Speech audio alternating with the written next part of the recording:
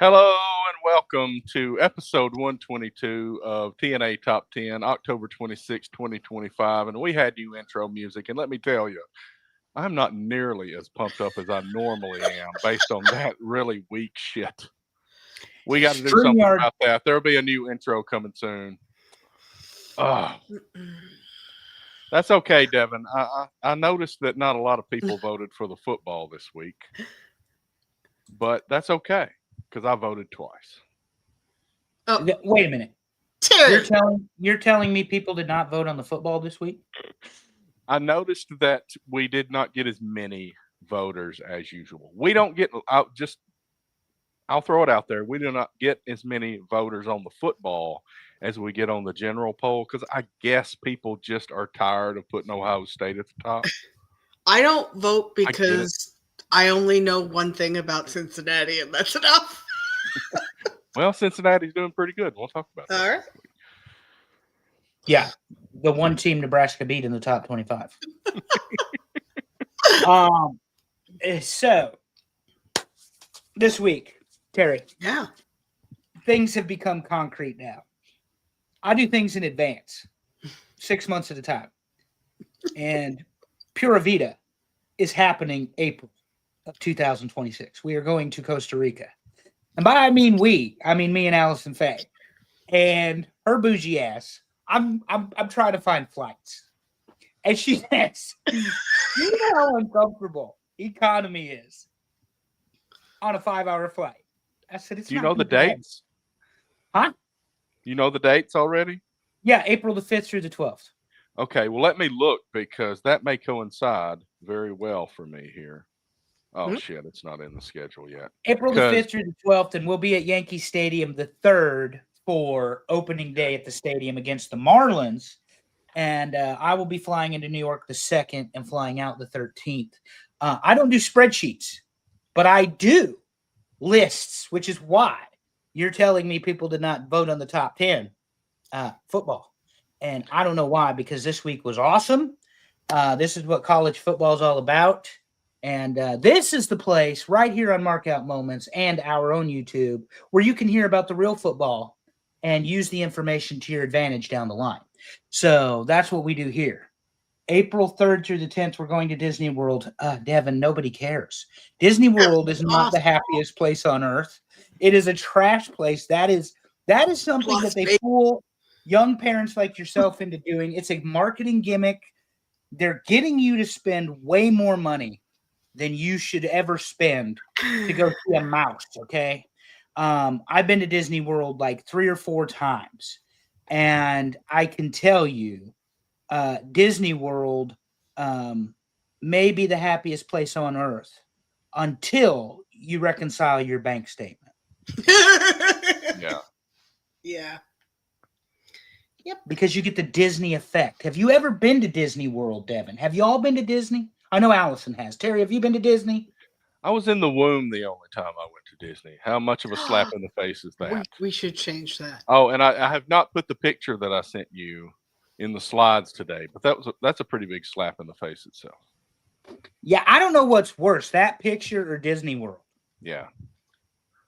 For those that don't know what we're talking about, I sent my friends a picture this weekend because I visited my mother.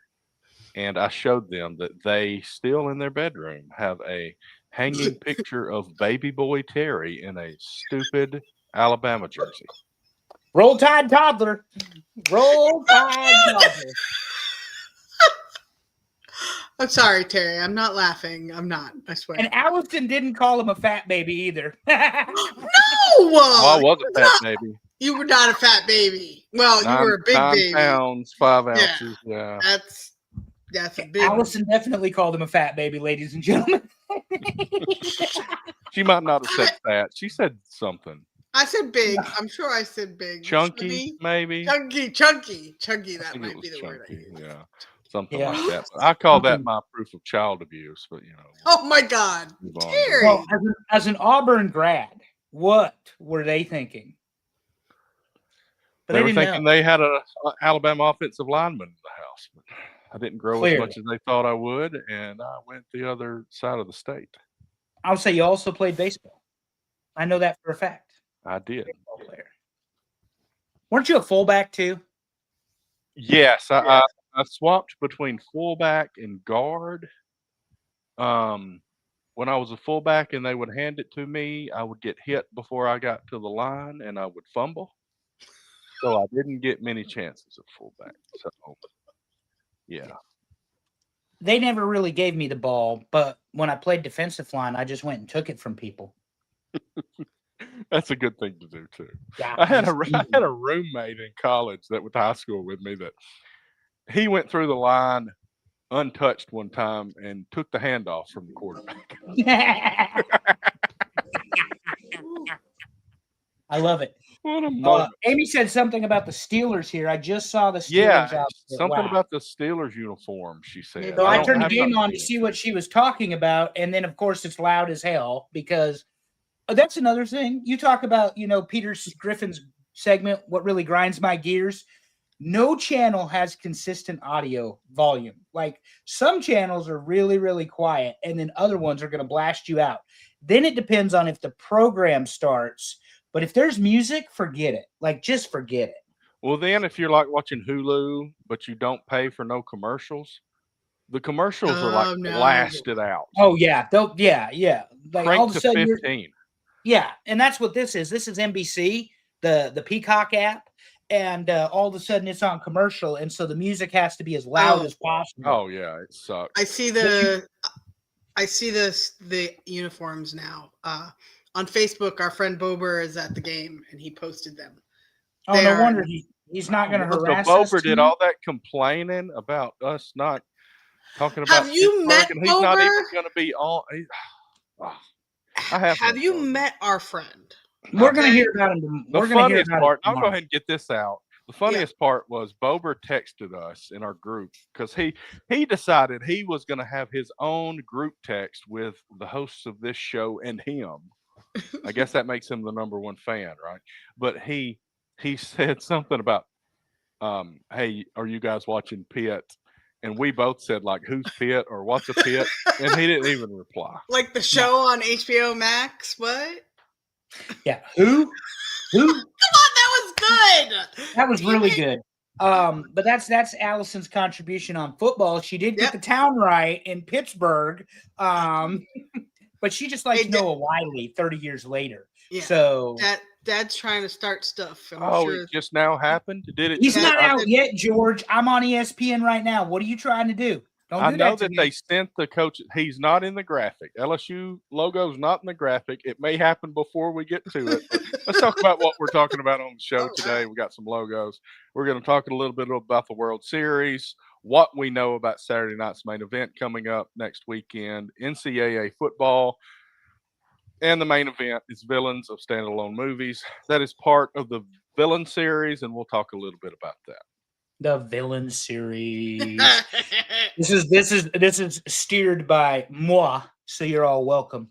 Somebody decided to make my likeness the feature of this week's graphic, and I'm not even mad about it. This is very good. It's very well done. ChatGPT and Terry did a nice job this weekend, becoming a much better tag team than they have in the past. Just so ChatGPT is better with pictures than it is lists. We will just throw that out there. But we also tried to say best villains, and there was no way in hell we were going to make that list right. No. So we had to break it up.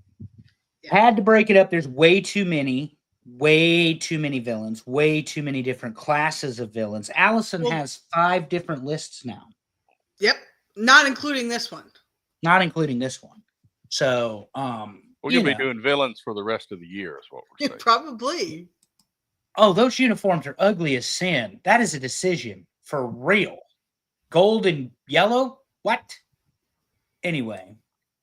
Aaron Rodgers annoys me. So, sorry, Squirrel. Aaron Rodgers annoys me. I think he's such. It's terrible. Anyway. Why don't we move on to the World Series and get this underway? New graphic today. Dodgers, Blue Jays, series tied 1-1. The next game will be at Dodger Stadium tomorrow night at 8 Eastern. I had to calculate that because it was shown as 5 Pacific. And I'm like, shit, let me figure it out. Yeah, it's going to be sunny tomorrow in Los Angeles. They opened at the Rogers Center, Imagine of that. course, because the seeding, number 1 seed is the Blue Jays. So there will be, if I'm not mistaken, 2-3-2 is the way they do the World Series. Blue Jays, big 6th inning in Yeah. game 1, 9 runs, win the game 11-4. Shohei gets his home run, but they played big ball in that Kirk and Vash he's the right fielder. Hit home runs, first pinch hit grand slam in the history of the World Series. And then the Dodgers returned a volley with Yamamoto yesterday. And for the second time in the playoffs, he pitched a complete game. And for those of you playing along at home, there are 162 games per team in MLB regular season. And then there's the postseason. There have been 12 complete games pitched in all of MLB in 2025, and Yoshi Yamamoto has 2 of those games, both in the playoffs. It is obscene. Oh, and by the way, they won both of those games because what happened on Friday night was the Dodgers bullpen got shelled after Blake Snell got bounced. Thank you, Addison Barger. I knew Devin would know because he pretends not to like the Blue Jays. Anyway, the bullpen got shelled. You know how you avoid the bullpen getting shelled? Just let your starter pitcher pitch all the game. That's all. That's all you got to do. That's it. I mean, I don't see what the problem is. I don't know why more people haven't thought of this idea. But genuinely speaking, incredible outing by Yoshi. The second time this season, the second consecutive time. And tomorrow it's Glass Now. Tuesday, it's showtime in Los Angeles. So good luck to the Blue Jays because now LA has home field advantage and not going to be good. I've seen this meme. I've passed this meme around. It is a good one, Devin. You are correct. It was very good. One very, BK very is good. better than 9 Yanks. Yeah, that is it. It's funny. It's funny. What's not funny is since we're on the Yankees talk and Bober can't criticize me because apparently he skipped what he believes is his own show. He just comes up with excuses, playing hockey that's not really hockey. Yeah, ball hockey. Old man ball hockey, by the way, too. The over 50 league. Get away from me. We'll invite him back on the show to make up for it, Allison. But then tonight he's like, are you telling me the Steelers game is more important than TNA Top 10? Exactly. Yeah, forget it. So Bober can't criticize me for talking about the Yankees, but thanks to social media, I've been reliving all of their championships today because this seems to be the day when they about closed them all down in the 90s and 2000s. 25 years ago today, this hat, Mariano pitches the ball to Piazza for the fly out in center field, and Yankees win the 3rd one in a row. But anyway, tomorrow night will be interesting. Glass Now versus Schwarber. Schwarber, of course, the old man of the Blue Jays. They play small ball. If Toronto can play small ball successfully, nobody cares, Devin. We don't play PlayStation. We're talking about baseball right now. I care, Devin. I care. Small ball. There may be a PlayStation 2 list eventually. If the Blue Jays can play small ball against Glass Now, they've got a chance. But this is in Los Angeles, and I'm thinking that 5 games is what I've said is going to take LA to close it down. As much as everyone wants the Blue Jays to win, I think it's 5 games. I'm thinking 6, but yeah, I think LA's got it. Yeah. Oh God, well, Devin just made me realize, was he even alive 25 years ago? Hardly. God. Yeah, hardly. So old. Alive 25 years ago. Yeah, he was barely alive. So that's the baseball. Also, just as a programming I was about to graduate college. Just as a programming note, Aaron Boone is still employed. Meanwhile, in college football, we're firing everybody. I don't understand why we can't have some of that action go to the Bronx. But anyway, that's where I'm at. All right. So before we get to the college football, let's talk Ugh, Saturday night's main event. We don't know much, but mm-mm. it's going to happen, and it's getting pretty close. I would Yeah. say, Here's isn't what it I know from Saturday? Wikipedia. It is. Isn't It it is Saturday? November 1st, Yeah. and Hmm. here are the matches. I guess these are official now. CM Punk versus Jey Uso, um, for the Right. vacant World Heavyweight Championship. Cody Rhodes versus Drew McIntyre for the Undisputed Championship, and Tiffany Stratton versus Jade Cargill for the WWE Women's Championship. So three pretty decent matches there, at least. Punk, Cody, Jade. I think they take the title off of Tiffy. Yeah, I think I Yeah, agree sounds with right. that. Do they Um, do it here? Are they willing to do it on Saturday night's main event? Have they That's done the it one. yet? That's the one they will do it, in my opinion, Terry. I didn't mean to interrupt you. Okay. I think the women's match is the one they do it with. They're Okay. not taking that title off Cody, and obviously there will be a new champion between CM Punk and Jey Uso, Right. and I guess it makes sense to have Punk do it. So that's probably why they'll go ahead and have Jimmy and Jay beat him up, and Jay wins the title as a heel because Seth Rollins getting hurt through a monkey wrench in the whole thing. yeah. Right. So that would be my estimation. But again, tomorrow night, obviously, Raw, we'll end up with the finalized between Raw and SmackDown. You'll get the finalized card, but Yeah. Jey Uso CM Punk does absolutely nothing for me. I'm glad Drew McIntyre's getting another match with Cody, but that's a Yep. foregone conclusion. Cody wins. And Tiffy time may be a failed experiment on SmackDown. And they'd be ready to move on to somebody else. And that would Time be for Jay. Jade. Yeah. Yeah. It's an interesting place to do it on a Saturday night's main event before Survivor Series, but I mean Of course. they can't all be predictable. They just If they can't. want Saturday night's main event to matter like Yeah. it did in the 80s, they will do it. Well, when Agreed. you think about Saturday night's main event, to your point, and these are just a few things that I know happened. The Mega Powers formed Saturday night's main event. The Mhm. Mega Powers exploded Saturday night's main event. The Mega Power, or not the Mega Powers, Hulk Hogan, Evil Twins, referees, loses the title to Andre the Giant, February the 5th, 1988, Saturday night's main event. Right.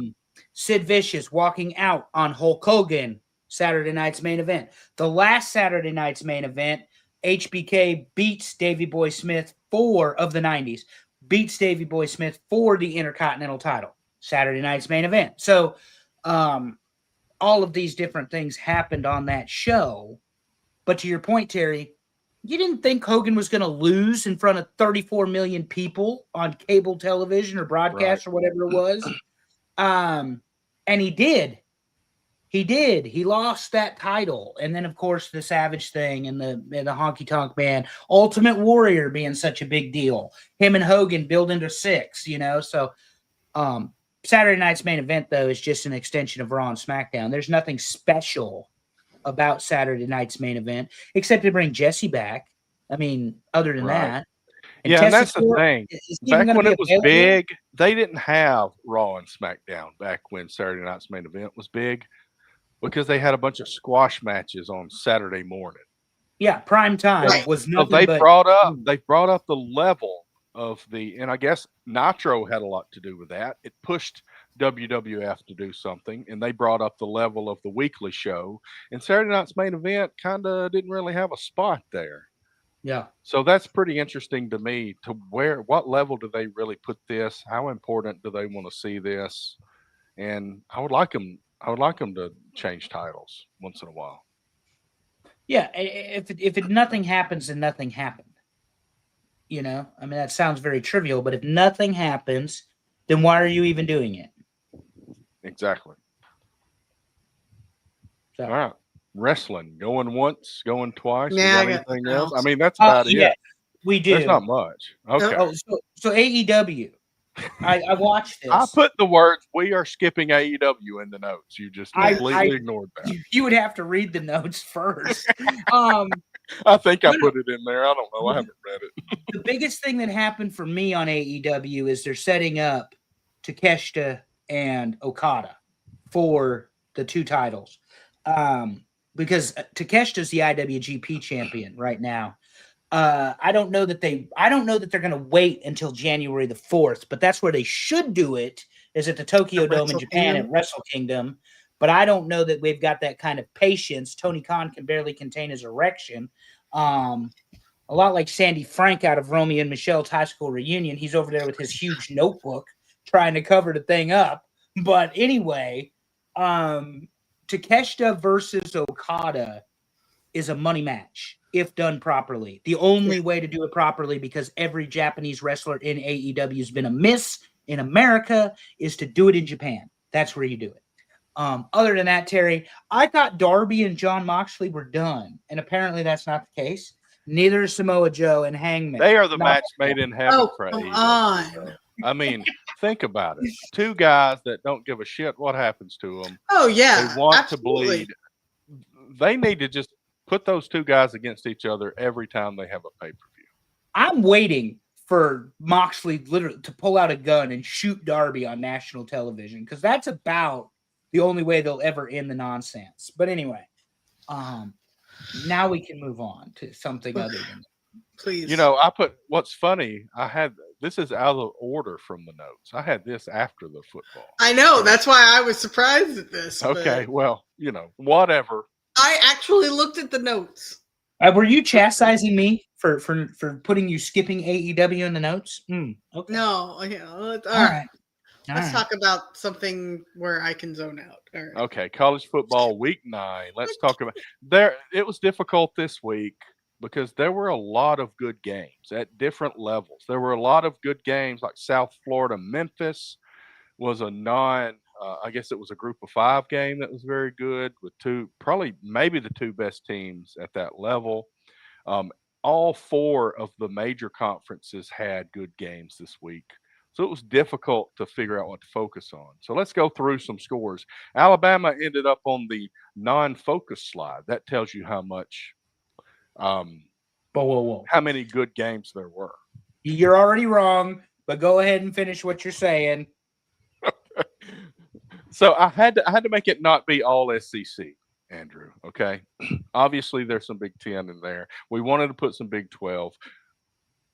I wanted to focus on a certain ACC team, and we'll get to that in a little bit. But there was a lot of good football. Vanderbilt beats Missouri 17-10. They keep rolling. I need you to put some respect on Vandy's name. You and Nick Saban refuse to acknowledge the powerhouse that is Vanderbilt. I voted them very high in my top 10. Okay, I will just let you know. The number 9 team in the country, according to the Associated Press, comes out of Nashville, Tennessee. And they're a bunch of nerds, and they're winning football games. Yes. Vanderbilt. Never in my lifetime did I think Vanderbilt would be ranked higher than half a dozen SEC teams. And the interesting thing is, you think it's Diego Pavia, but they probably have the best offensive line in the conference. That offensive line blows people off the line, the defense. They make holes for the running back. And then Diego, who likes to scramble and who likes to ad lib off of the play when the play breaks down, they open that up for him. And then everything else flows through that. You're tremendously correct today, Terry. The offensive line play of Vanderbilt is the reason they're winning football games. That blows me away. I mean, the fact that they have been able to recruit that well. And Texas, by the way, has, and we'll get there, I think, has an offensive line that played in the national championship game. Right. All 5 of them. All 5 of them played in the national championship game. Anyway, Alabama escaped South Carolina this weekend, Terry. Ooh, that was escaped for the second time. Every time they go to Columbia, the Gamecocks give them every bit of a game that they want. I did say Gamecocks, Allison. All those others, fancy roosters. Gamecocks. I know. That's going to be one of my hats, I think. Yeah, the Cocks. People used to walk around with the Cocks on their hat. Yeah. And nobody was a South Carolina fan. They just wanted to say the word. Anywho, South Carolina gave them gave them the test they hadn't had since Georgia, really.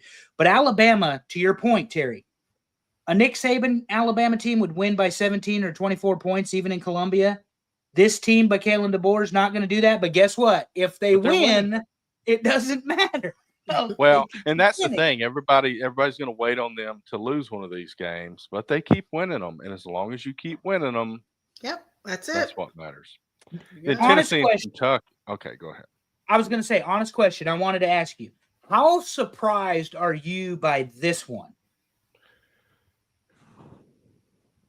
I think of Kentucky being a good defensive team.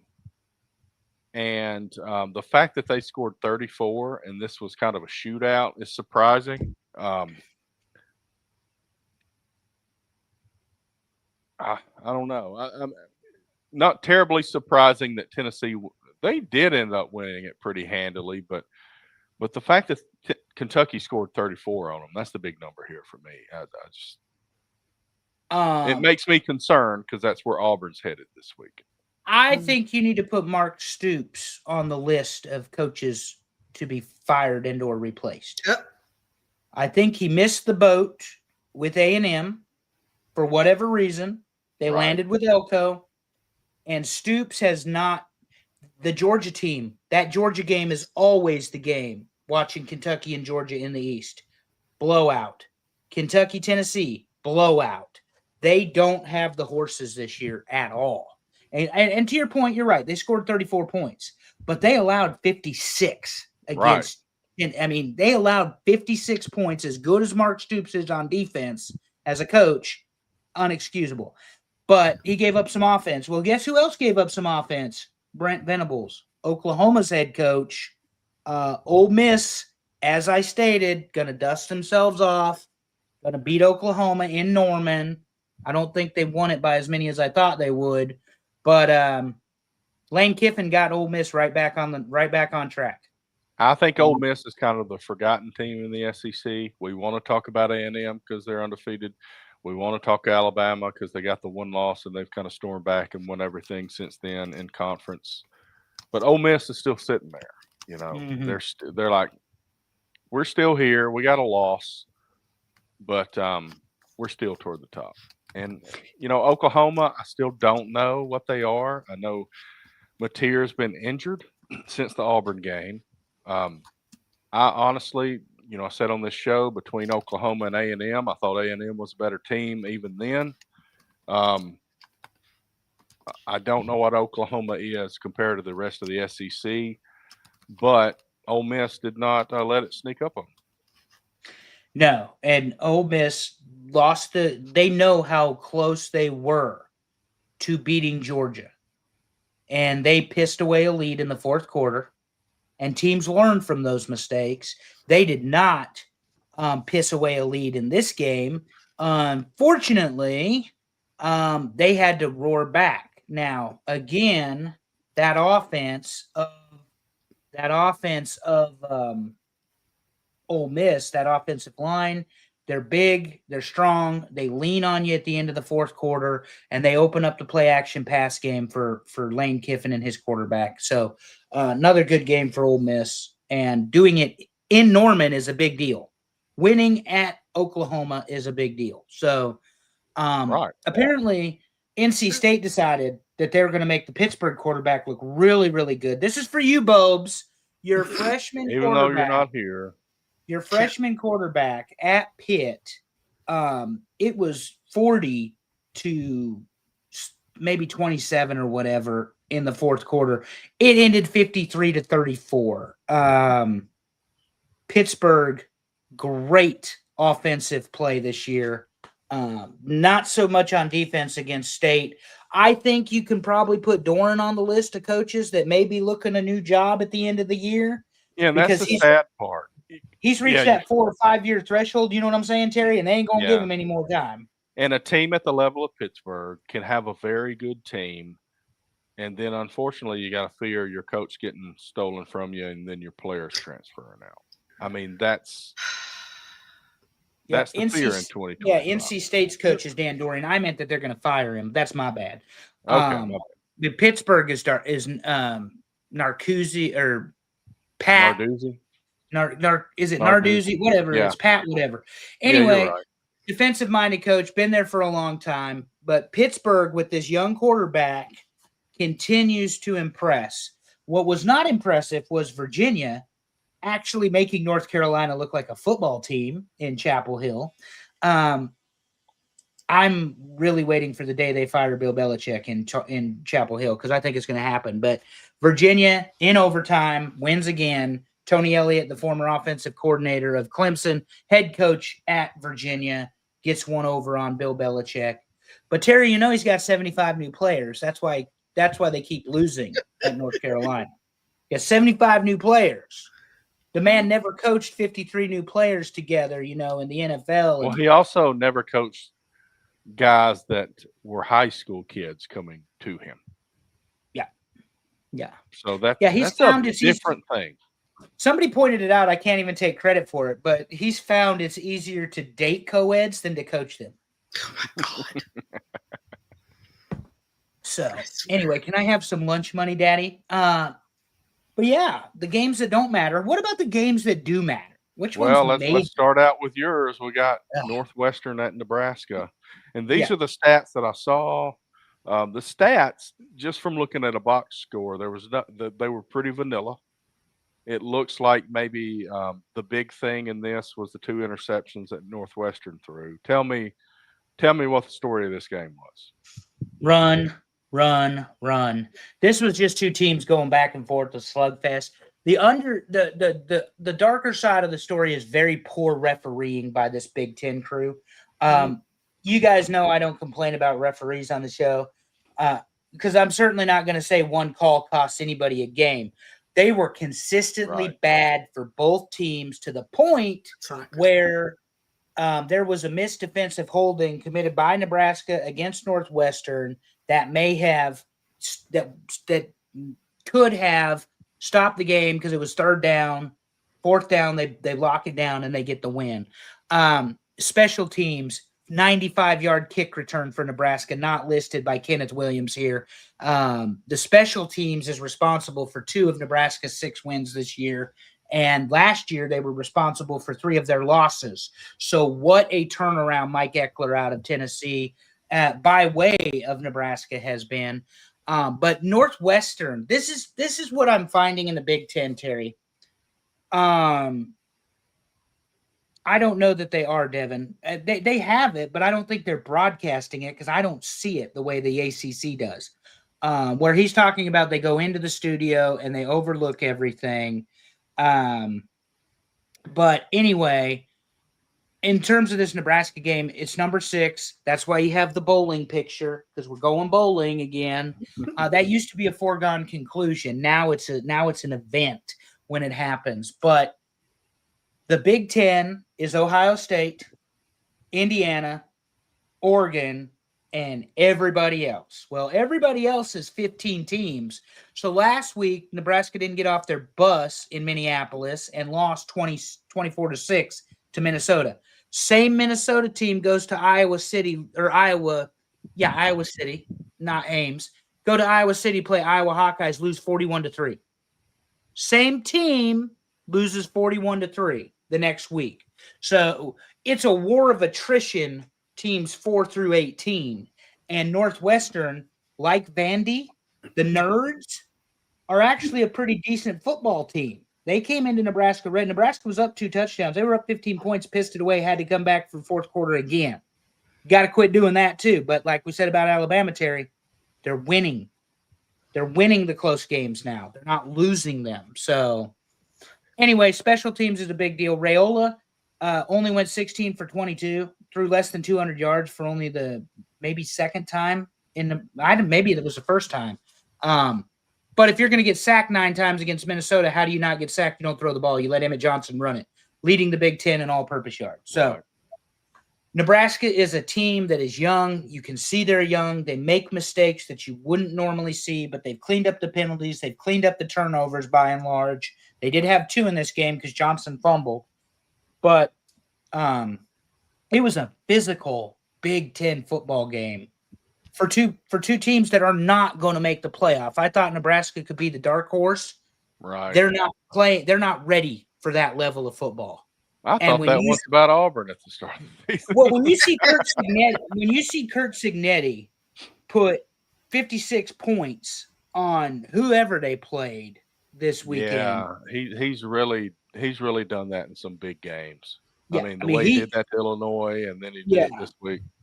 they are just winning and winning. UCLA, Google it. UCLA had all that Yeah, momentum, and Kurt Signetti just put that to sleep. But there's the upper tiers, and then there's everybody else, and I don't know that we have that established in all of the other conferences yet. But Ohio no, State, Indiana, Oregon, they're the three. They're the three out of the Big Ten. it's So somewhat. It's not as solidly established in the SEC.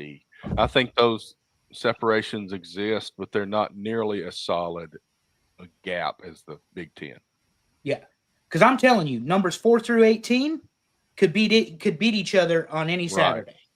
So a couple of things actually, if I remember both. Northwestern, I don't remember what year it was, but the Northwestern football team attempted to establish a union for the football players What? way before NIL started, and it was shot down.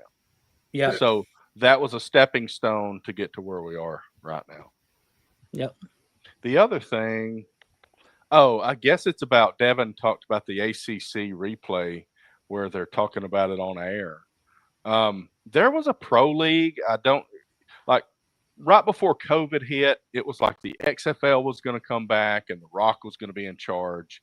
And then it was like the USFL came back or something, or the AFL. I don't know, one of these non NFL pro leagues. And one of them did that on air. They actually had the review. The reviews. It was like the actual ref. And it seemed really bad because it's like, boy, this is a pretty screwed up process. Yeah. Are we going to talk about LSU and A&M? We are. Because there is breaking news, according to Pete Nakos, they fired Brian Kelly. Okay. All right. Way to go, Dad. You had the scoop. Right on the Twitter we machine. doubted George. I know, was right? all I over- doubted He it just probably wasn't left. official. Yeah, it just wasn't official. This but they man said said this at 7:07 or 8:07 Eastern. You know, 31 minutes ago. He said. must have been on Twitter because 31 minutes ago, that On3 posted that Brian Kelly has been fired, according All to right. Pete Nakos. So the number of candidates for the Auburn job keeps increasing. You don't want that one. Oh, Anyway, boy. let's talk about All why right. we might need it. But Auburn got a win on the road, first SEC win of the year, 33-24. There was a lot of stuff that could have been noted here, but these are the things I wanted to note. Alex McPherson last week was 1 of 4 kicking field goals. He missed from 38 and 40. Dave Portnoy was talking real shit to him because he missed a field goal, and he saw him on camera like praising God for the opportunity, you know. And to Portnoy's credit, he did come back with an apology, but McPherson went out, and he is the third Auburn kicker in history to go 6 for 6 and kick 6 field goals in a game. Al Del Greco did it in the 80s. Daniel Carlson did it 2016 or something like that. And then Alex McPherson did it Saturday. And he kicked them from 46 and 47. So his strength is coming back. I guess so. He is his brother, Devin. They are both from Fort Payne, Alabama, about an hour from Huntsville to the east. Evan did not go to Auburn. Evan went to Troy, I think, and then went to the Bengals. But Alex is his younger brother. Yeah. So, and I'm not sure. Alex is probably going to win some kind of courage award this year because he does not have a large intestine, and that is the reason it's been a struggle this year. Because he has been very sick. He's got Crohn's disease. He had surgery. The fact that he's even out on the field is just a miracle. And he kicked a 47-yard field goal this week. It's amazing. So the other story this week, I know, Andrew, you probably have things to say here, but the other story is Auburn changed their quarterback and then won the game. I got a lot of thoughts on that. I don't want to just trash the Auburn fan base on it, but the defense stepped up, blocked punt and 4 turnovers all in the second half, and Auburn stormed back and won this football game. Yep. And that's what we called last week was the defense of Auburn would beat the offense of the Razorbacks, even in Fayetteville. And we knew it would be loud and it'd be raucous. And let's face it, Bobby Petrino is also coaching for a job. I don't know that he wants the Arkansas job for the third time, but now that the LSU job's available, ESPN has confirmed Kelly was informed of the plan to let him go. 51 million, put it on the list, Terry. There's a lot of money flying out. He's now past Gus on the buyout. Oh man, Auburn keeps going down and down. Thank you guys, but is it all SEC at the top? I guess Florida State's in there with Jimbo. Florida State's going to be there when Norvell gets fired. Oh, never mind. A&M's the one that paid Jimbo a bunch. Yeah, they paid Jimbo all that money, $75 million to go away. Okay. But on the Arkansas game, Arkansas doesn't have the talent. They threw 3 interceptions. Right. Auburn's defense, I've said it every week on this show, is legitimate. If you had any sort of offense from your offensive-minded head coach and the quarterback and the running back, and the guy you went and paid $2 million to go catch the ball, and he can't catch nothing, not even a cold. He can't catch a regular thing, but he made a freaking amazing touchdown catch this week. That's the thing. He will make an amazing catch, but then one that's laid right in his hand like a pillow, he'll drop it. So Cam Coleman is the Odell Beckham Jr. of the Auburn Tigers. He is. You can make the circus and the gimmick catch, but you cannot catch a 7-yard slant pass for the first down. Exactly. So there's a little bit of that. Odell Beckham. He could not catch a slant to save his life. Most basic pass as a wide receiver. A third down, first down conversion pass. He could catch one-handed in the end zone for a 60-yard bomb on a Hail Mary. And that's my response. Okay, I don't want to overreact to the overreaction because Auburn fans are all saying, look, we changed quarterbacks and we stormed back and won. There may be an emotional shift that will not last the rest of the season that came from this. But the quarterback that came in, I'm very thankful that Ashton Daniels is on the team. I'm very thankful for his leadership, but he did not lead a touchdown drive at all Saturday. The kicker made 6 field goals. The defense had 4 turnovers and a blocked punt. None of that is based on the quarterback coming in and stealing the show. And I'm saying, I don't want to overreact in a negative way to a guy that came in and led his team, but I want the Auburn fan base to be realistic. Mm-hmm. You don't want to count on 6 field goals, a blocked punt, and 4 turnovers. And you don't beat a better SEC football team with those outcomes. That's right. So we've got to make sure that this. So when Hugh Freeze was asked about it at the end of the game, he basically said, we're going to look at the tape and see what they did, then we'll make a decision. And fans are like, well, it's obvious. He came in and they won. That's correlation. You know what we say about correlation and causation. He didn't necessarily make it happen, but something fired him up. It may have been his leadership. If it is, that's wonderful. He needs to stay in there. Sometimes it's that. Sometimes it's not how accurate your passes are. Sometimes it's how big your balls are and how much you want to just go out there and bust your ass, and maybe you're not as talented. And I'd rather have that guy than the guy that can throw it 75 yards downfield. Effort beats talent 99 out of 100 times. And we will talk about Vanderbilt. I guess we talked about Vanderbilt already, but that's what, that leadership from Pavia is huge because people are laughing at things that Pavia is saying in the media about winning the national championship. Let me tell you, if I'm an offensive lineman for Vanderbilt right now, I love Diego Pavia. He believes in himself and he believes in me, and he's willing to go make what people think is a stupid statement in a positive way about what I and he can achieve. And that's a leader right there. Yep. Agreed. Well, let's move on to the next one. A&M and LSU, and it was a rout. Woo! Yeah, so A&M went into the locker room at halftime down 18-14. 2 bad interceptions by Reed in the first half. The stadium got loud. All of a sudden, it's 18-14, and you think for a second that LSU is going to do it. Well, guess what? A&M played a clean second half, and to Terry's point, the route was on. 7 sacks, Nussmeier running for his life. And Reed, I believe, 4 touchdowns. You've got him, 2 passing, 2 rushing. Took the game over in the second half. Yeah. Now, I cannot stress how important this is. Tiger Stadium, LSU, Louisiana State University football voted year in and year out the toughest place to win a football game. And then we have the caveat, it's prime time and it's at night. That makes it even worse. Like LSU had this run during the Saban and the Miles and even the Coach O era where they didn't really lose a lot of football games in Baton Rouge under the lights. They have been dominated. And the story that came out, Reed shared it, is that Brian Kelly fired the strength and conditioning coach from LSU, one of his first acts as the head coach. He becomes the strength and conditioning coach for the A&M Aggies. Okay. They put Brian Kelly's face on tackling dummies Thursday. Extra motivation.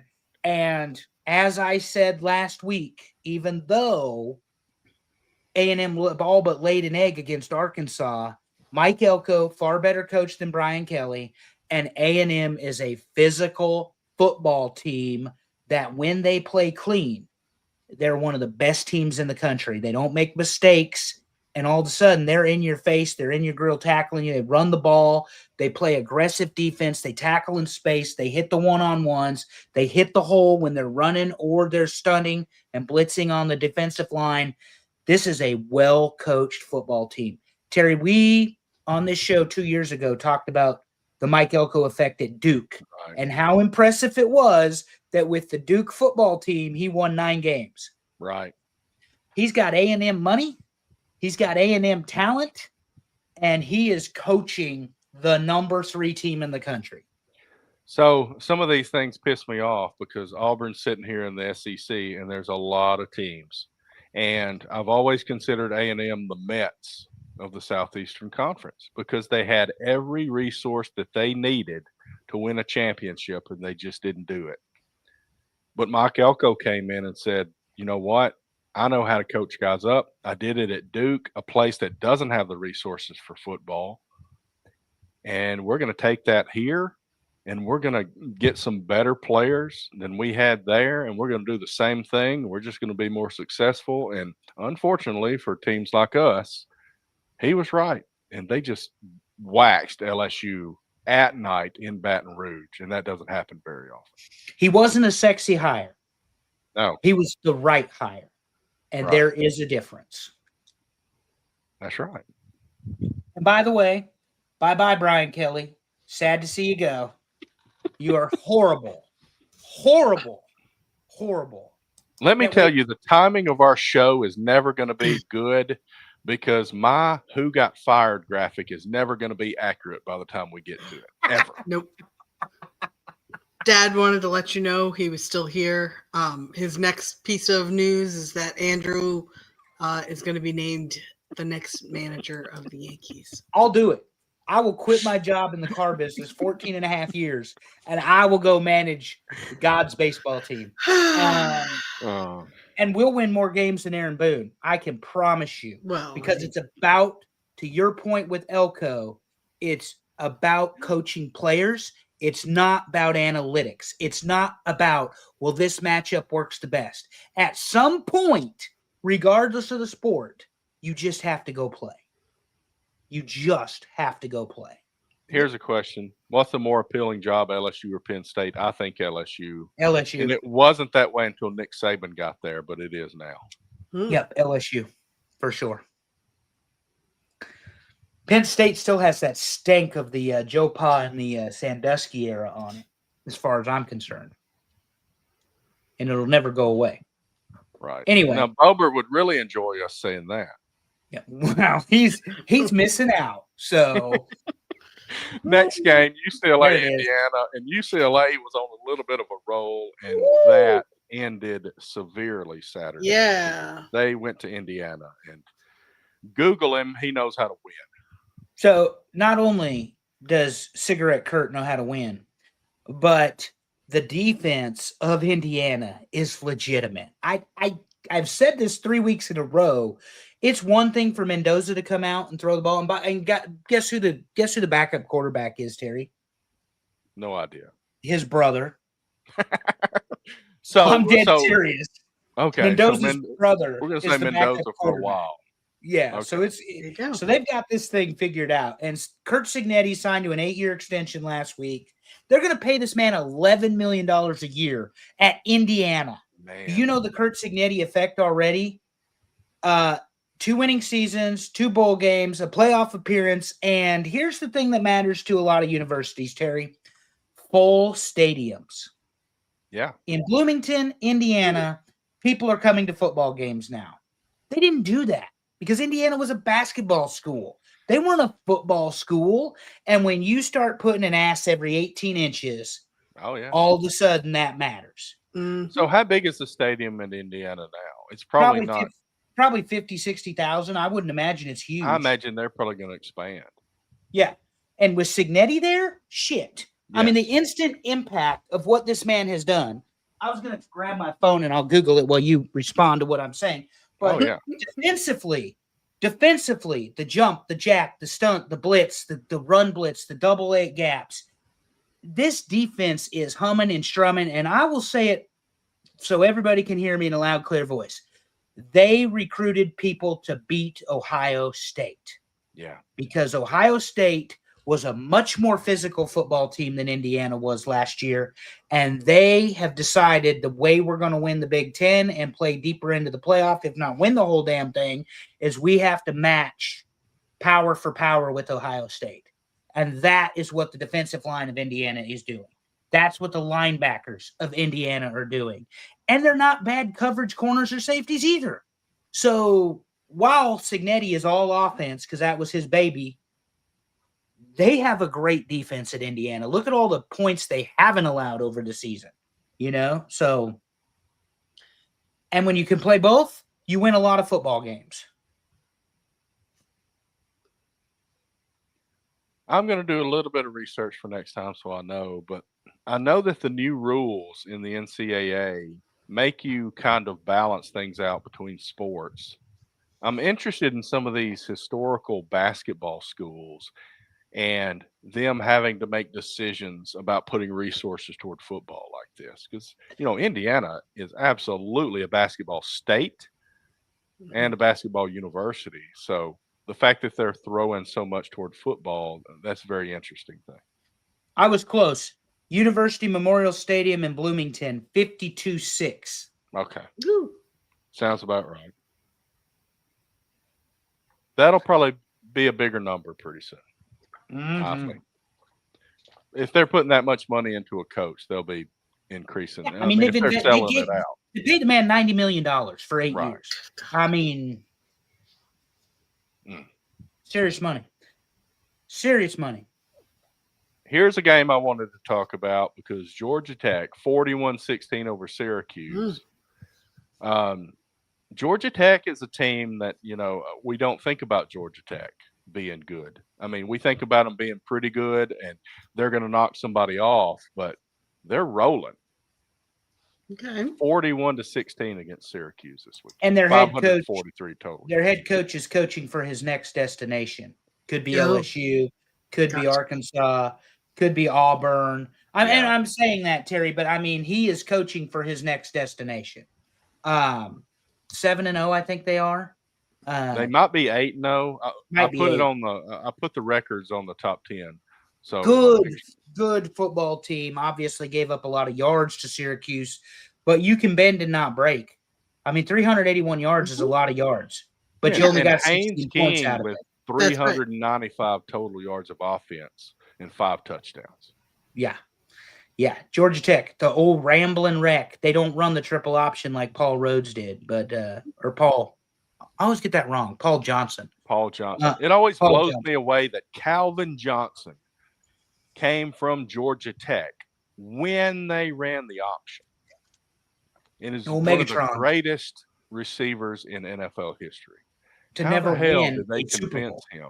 Right? Yeah. How did they ever convince him to come to Georgia Tech? I have no clue. They paid him, but he just didn't tell anybody. There you go. But But yeah, I yeah, wanted to include Georgia Tech because really, they're a very good team, and I'm interested to see if they can actually win the ACC this year. they may be on a collision course with Miami. Let's face Yeah. it. And because we know it ain't going to be Clemson, they got Right. beat again. Phew, that's rough. Well, no, they got beat last Yeah. week. They were off this week, I think. But anyway, it doesn't matter. So Syracuse lost their quarterback, and that Devin, we know you're a Syracuse guy. That is all the difference it takes for when you pay somebody as much money as they're paying these players, and they get Yeah. an injury. I mean, there's a reason you're paying that person what you're paying them. So, but Georgia Tech is off and running, and very good football team. Well, that's like, I mean, even pulling a guy out like Jackson Arnold, I think he's making like $1.6 million this year, and now he's the backup quarterback. Yeah. I mean, you talk about a decision. Anyway. Next game, we got Texas, Mississippi State, and this was crazy because Mississippi State was up pretty big, and then Texas took Wow. it to overtime and won this game. That is just devastating for Mississippi State because they don't get these wins very often, especially after the death of Mike Leach. They battled back from that. Yeah. I sent you guys a text. I said, wait a minute, they play football in Starkville? And because Mike Leach was the Pirate, and then he died, and Mississippi State not, and Texas has been probably the biggest disappointment in terms of college football this year. And Arch Manning is, well, let's put Texas is the second biggest disappointment. Arch Manning's the first. I mean, I see the stat line: 29 for 46, 346, 3 touchdowns, interception. Arch Manning left this game hurt. There is no saying that he's playing Vandy this weekend. And we'll get there. But there is nothing that says he's going to play Vanderbilt this weekend. But to your point, good win for Texas in that they came back. Honestly, with the talent level of the Longhorns, and Sarkisian said it, we played terribly today, is what he said.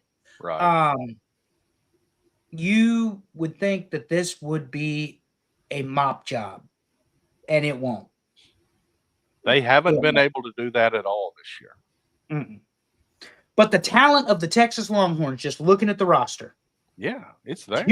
I picked them to win the national championship. Right. Now, that I don't have to be right about everything. What I'm saying is when you look at the talent and the amount of the roster they paid, you automatically assume they're going to be a top contending team. Oh, and by the way, they lost the national championship last year. So they were good enough to get there. And look, if they can get in on the 12, then they'll, they may, but I don't know. Anyway. Utah, Colorado, and you had to do it. And Dion said his quote was that this was the worst whipping I've ever had other than my mama. Yeah. That was funny. But that's very good. 53-7 Utah at Colorado. This was and by the way, that quarterback Ficklin, he's the backup. This was his first ever start. Wow. And Caden Salter has been good. I mean, he was at Liberty. He was a good quarterback. You thought, get him somewhere with more exposure and he'll do good things. And at moments he has. But Colorado, 140 total yards of offense, 37 passing yards and an interception for Salter, 9 of 22, and 587 total yards of offense for Utah. This was just a whipping. One-sided in Boulder ass whooping, country-sized. And Utah is not out of the Big 12 hunt.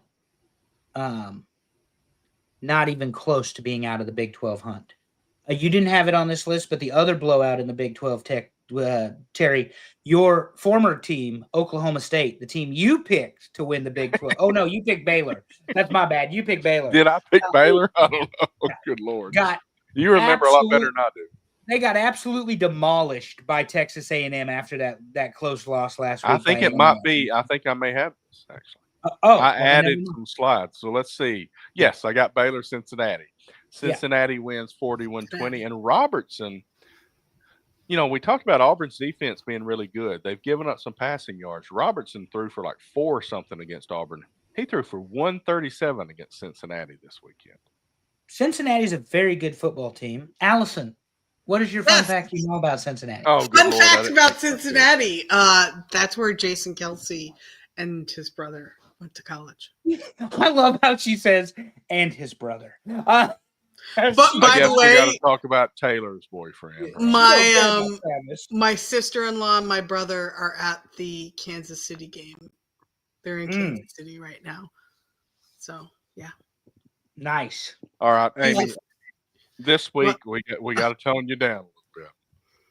Yeah, Amy, we do not need to tone you down. You are correct. Jason Kelsey is yummy. Good job. So Cincinnati is the one top 25 win Nebraska has. It was the opening game. It was a tough game. Their quarterback at Cincinnati is very, very good. Tough offensive line, good defense. Cincinnati may be the team, Terry, that wins the Big 12. Maybe. Man. Maybe. Is it going to be just like last year? It'll come down to the last week and it's going to be like 7 teams up for it or something? It could be because Cincinnati is undefeated in Big 12 play because obviously the game with Nebraska is not conference. Right. So Cincinnati is undefeated and they're like number 17 in the country. Let's see what we got. Okay, so Big 12 standings. If I can get that. I asked for Big 12, Google, not everybody. So we got BYU's 8-0 in overall. Okay, so never mind. Let me reverse that. BYU and Cincinnati are both 5-0 in conference. Texas Tech and Houston are 4-1, and they've got 4 teams that are 3-2. And realistically, at this point, those 4 teams are still in the running. So that leaves us with 7 teams. And Iowa State is 2-3 in conference. Also is Baylor 2-3. Wow. After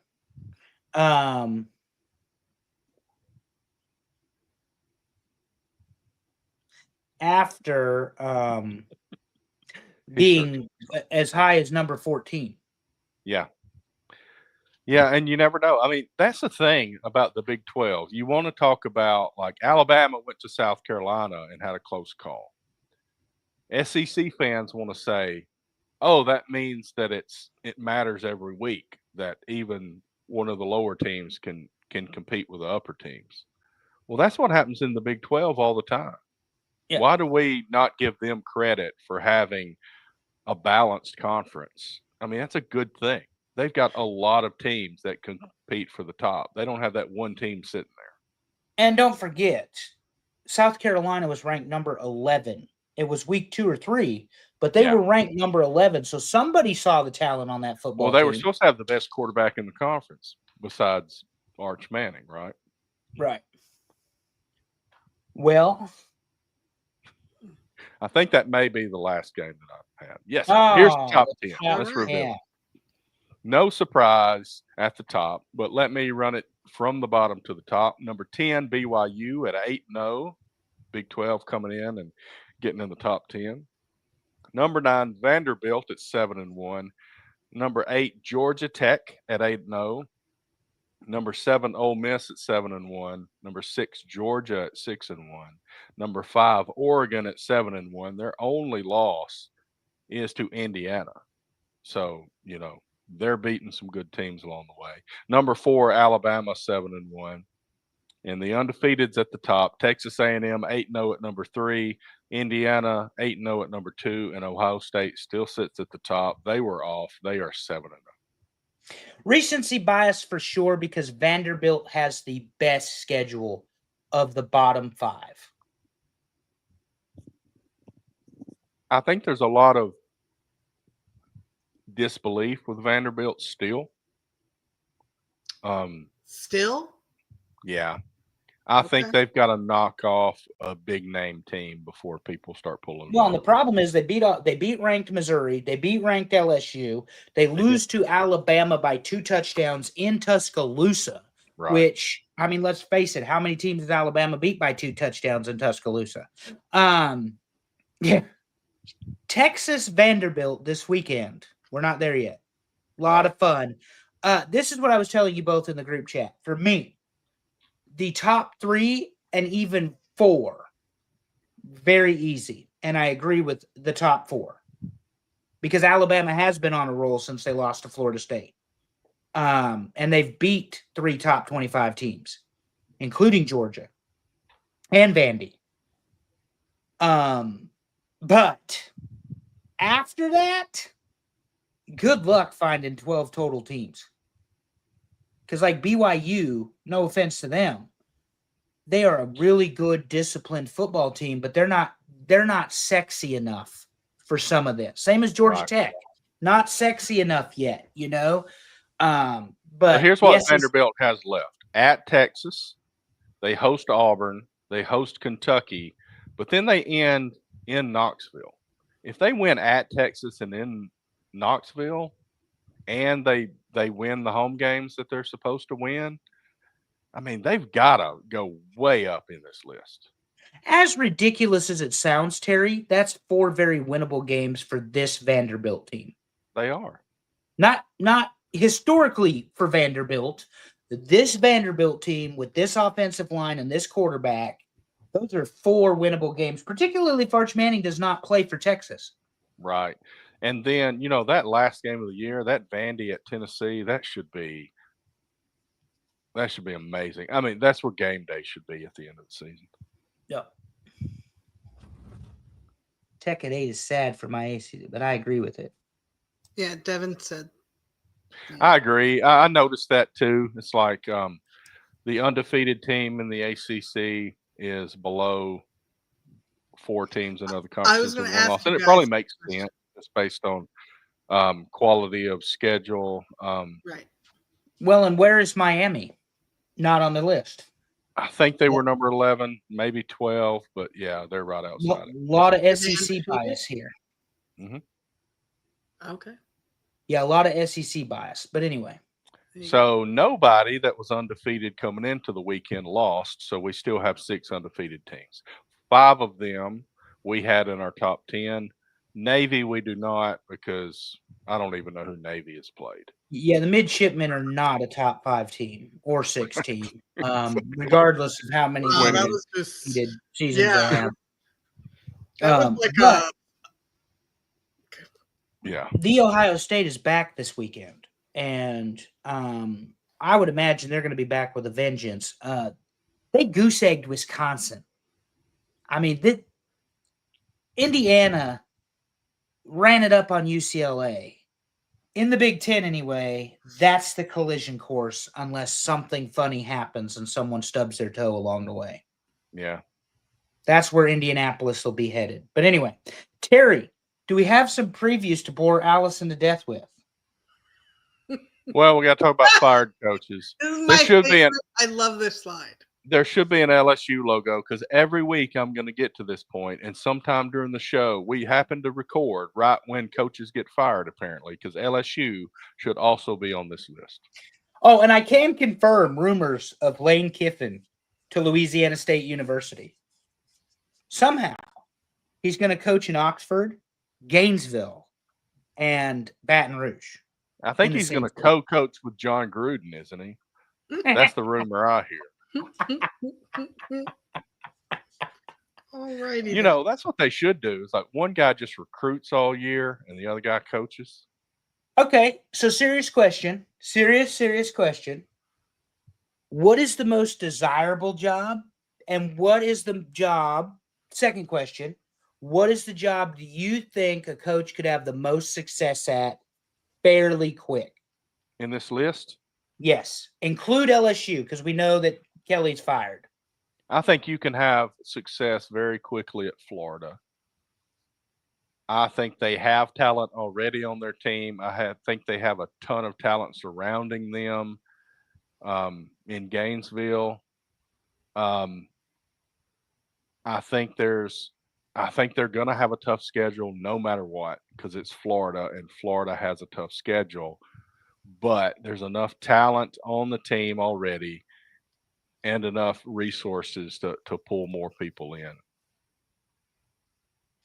Yeah, I think that Florida. I agree with you and Devin. Florida is a hotbed for recruiting. The talent is ridiculous. It is the school that most recently anyway has dominated the state of Florida in terms of ranking, recruiting, and that sort of thing. Um, I think the expectations are so high at Penn State. I would run from that job.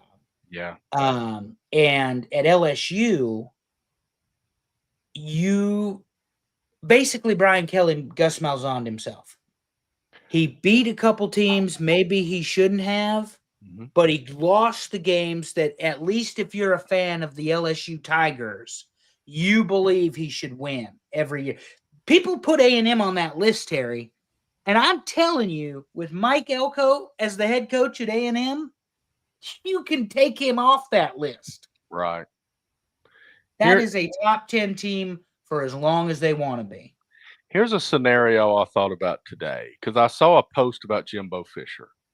Jimbo Fisher is getting tons of money, and he doesn't have all these stipulations like Franklin has, right? Because Right. Franklin's got a lot of stipulations.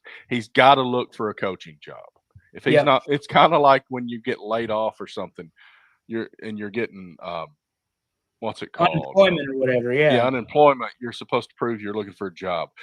Franklin has that kind of thing going on. Jimbo Fisher doesn't. He can go get another job and make the same amount of money from Texas A&M. Somebody said he needs to get a job and make very little money, like minimum wage for 3 years, and then have incentives to boost it up in the 4th year or something. Yep. What about this scenario? What if Florida State fires their guy, gives the job to Gus Jimbo, who used to be the offensive coordinator under Terry Bowden at Auburn, comes to Auburn, and then we roll it back to 2013 and have a national championship? Correction, sir. Correction. Jimbo Fisher was the offensive coordinator for one Nicholas Lou Saban Well, he at was Louisiana both. State University. We don't worry about He's Terry been Bowden. multiple places. We don't worry about Terry. He was also the offensive coordinator for one Bobby Bowden. Well, So Terry Bowden has the highest winning percentage of any Auburn coach ever, but we forget. correct. But that could be cool. Or here's the thing that I said on the our fellow programming here on Mark Out Moments, the baller guys, footballers predicting money and betting and all that stuff. We don't do that around here. But what we do talk about is facts. And one of those facts is that if Florida State had paid Jimbo Fisher, they wouldn't be in the situation they're in now.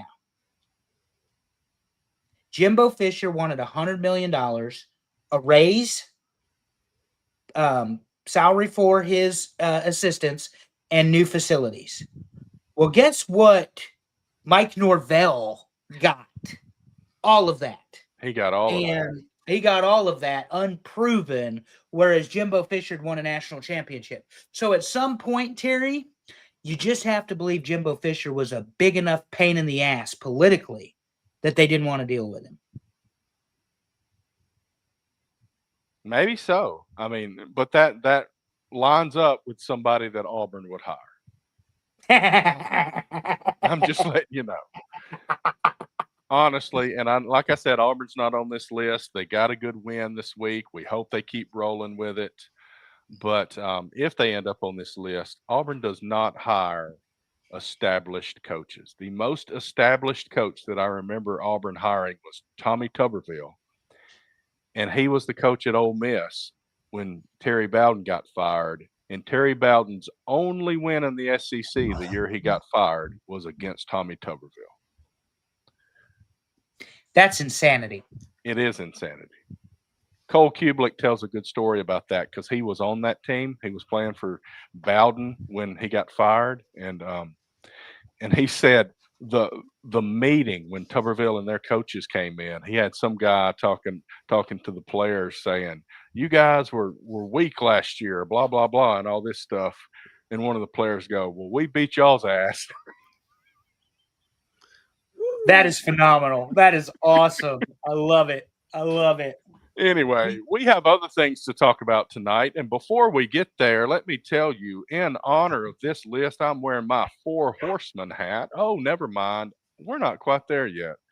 I jumped the gun because we haven't talked about next week's games. Scratch what I just said. I will Just say all tease that the later. shit out of Oh my Allison God. Faye. I got all excited. I'm like, Damn. yes. I opened the present before That's Christmas. all right. I'll Carol. go back to. All right, week 10. I'm playing Sudoku while you two talk. There's some good games You coming laugh, up in week but yeah. 10. Shit, I've got to look. Oh, that's And good I should stuff, be Terry. able to tell. Okay, the next slide after this one is good. Lord. Oklahoma at Tennessee. Once again, the prodigal big son, the national champion, the Heisman Trophy winner, Josh Heupel, invites his old team and fellow coach in Brent Venables in to Tennessee. Tennessee's defense is not good, Terry, but Oklahoma's on the Doesn't seem to road, be. and I'm going with Tennessee by 6 against Oklahoma because of home field advantage and home field advantage only. I've been saying that Tennessee's overrated. I think their defense is not super. They gave up 34 to Kentucky. This is a home game. I think the home atmosphere is going to matter. I think Tennessee by 10 right here because I don't think Oklahoma's offense is nearly as good as we were saying a month ago. And Tennessee, just for the record, is favored by 3.5. Okay.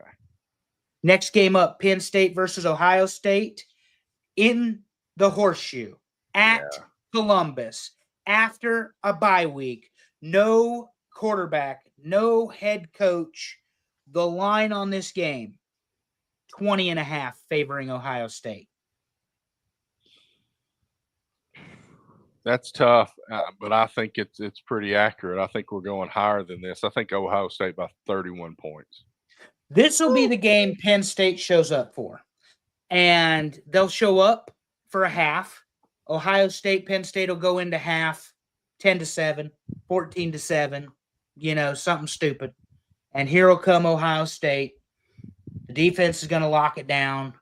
That defense of Matt Patricia, 5.5 points per game average allowed. Right. Number one defense with a bullet in the country because you have to score to win. I'm going Ohio State by 24 over Penn State. And to me, this is the game Penn State fights for, but Ohio State puts their boot on Penn State's throat, shows them that we are the number one team in the country. Right. They do kind of like Alabama used to do teams. They would play it close for a little while, then they would just steamroll them in the second half. Yeah. Vanderbilt at Texas. I don't know what the line is, but I'm taking Vandy by 4 points. Vandy by 4. We've got 3.5 favoring Texas. Like you, with the question mark on Arch Manning being injured, Vanderbilt's offensive line is extremely good. Great ball control. And Diego Pavia plays with confidence. Playing with confidence at this level matters, especially when you're playing the team that played in the national championship last year. Vandy by 10 at Texas. They're going big in my world. And Vanderbilt will knock off yet another top 25 SEC team on their revenge tour. Okay, I'm showing Georgia at Florida, but this is a neutral field game, neutral site game. Georgia, Florida, I believe it's in Jacksonville. It is at the largest cocktail party in the world, Terry. This is something Allison could get down with. That's right. Although they don't like us calling it that anymore. For some reason. That's what it is. The largest cocktail party in the world on the Georgia-Florida line. Jacksonville, Florida, Georgia, big. It's got to be. Big. 20 points. Yeah, that's what I was going with. I may go 17, Georgia by 17. I don't think Georgia is Georgia as much this year, so I'll go 17. Georgia's only favored by 7.5, but I just think the firing of Billy Napier, the interim coach, DJ Lagley has not played well. And when you talk about pressure packages and what a defensive line can do, Kirby Smart is the best defensive mind in all of college football. I understand he's the head coach, but he learned from the head coach, Terry, who was the best defensive mind in college football for 17 years as the head of Alabama. So, Kentucky at Auburn. Buddy, Kentucky sucks, It's Jordan-Hare Stadium. I don't give a shit what quarterback y'all play. Auburn, big. Let's go by 5 field goals this time. 15. 15 points, Terry. Wow. Can't score in the red zone, but you're going to get 5 field goals. I was going to say 13 because the defense is going to come to play. And I believe having a different quarterback in, the biggest effect not only is the swagger of the quarterback, but also it changes the mindset of the offensive play calling more toward running the ball. And I didn't have it listed, but Jeremiah Cobb ran for 150 yards this weekend, and he's going to keep rolling, and they're going to keep handing it to him. And we had our original starting running back quit the team last week, but we don't care because we've got other guys. And Auburn's going to run the ball a lot, and the defense is going to be tough, and it's going to be a 13-point win, maybe a 23-10. Yeah, so you're favored by 10.5. It's Okay. Jordan-Hare. That defense is nasty. Right. And I think Mark Stoops has given up. I think he's going to get fired from Kentucky. There's Big rumors win. that he was actually talking to the administration about loosening up the rules for him just walking away or something. Yeah, I don't know where I heard that, but yeah. Big win for Auburn, though. Nebraska invites USC to the blackout, the first ever all black. The old white and blue hair Nebraska fans are freaking out because they don't wear black, but they're called the black shirts for a reason. Play the defense. USC has no defense. They're coming in against Nebraska, still a top 5 passing defense in the country, despite the last couple. USC is going to test Nebraska at the skilled positions, the receiver position particularly. I don't expect them to have a lot of pressure on Raiola. This is what I do expect. If I'm Dana Holgorsen, the offensive coordinator, we're going to do a lot of 2-second passes, quick release out of the hands in space, get the ball to the playmakers. Do not let Dylan Raiola hold that ball. Here's why. For all the shit I talk about Lincoln Riley on this program, the man can get offense out of his football teams. Now, they don't have defense at University of Southern California, but they can play offense. And so Nebraska's got the home field advantage. They're a 6.5-point underdog. Another 1-score game for Matt Rule and company. Nebraska wins by 4. Put it on the calendar. Okay. Let's see. I think they're going to come back home, and they're going to lock it down, play some good defense, maybe run the little ball a little bit more, and get back to basics. And let's say 2-touchdown win for Nebraska at home. Wow, that's a big number, Terry. I just have a lot of respect for the I think you got to circle the wagons.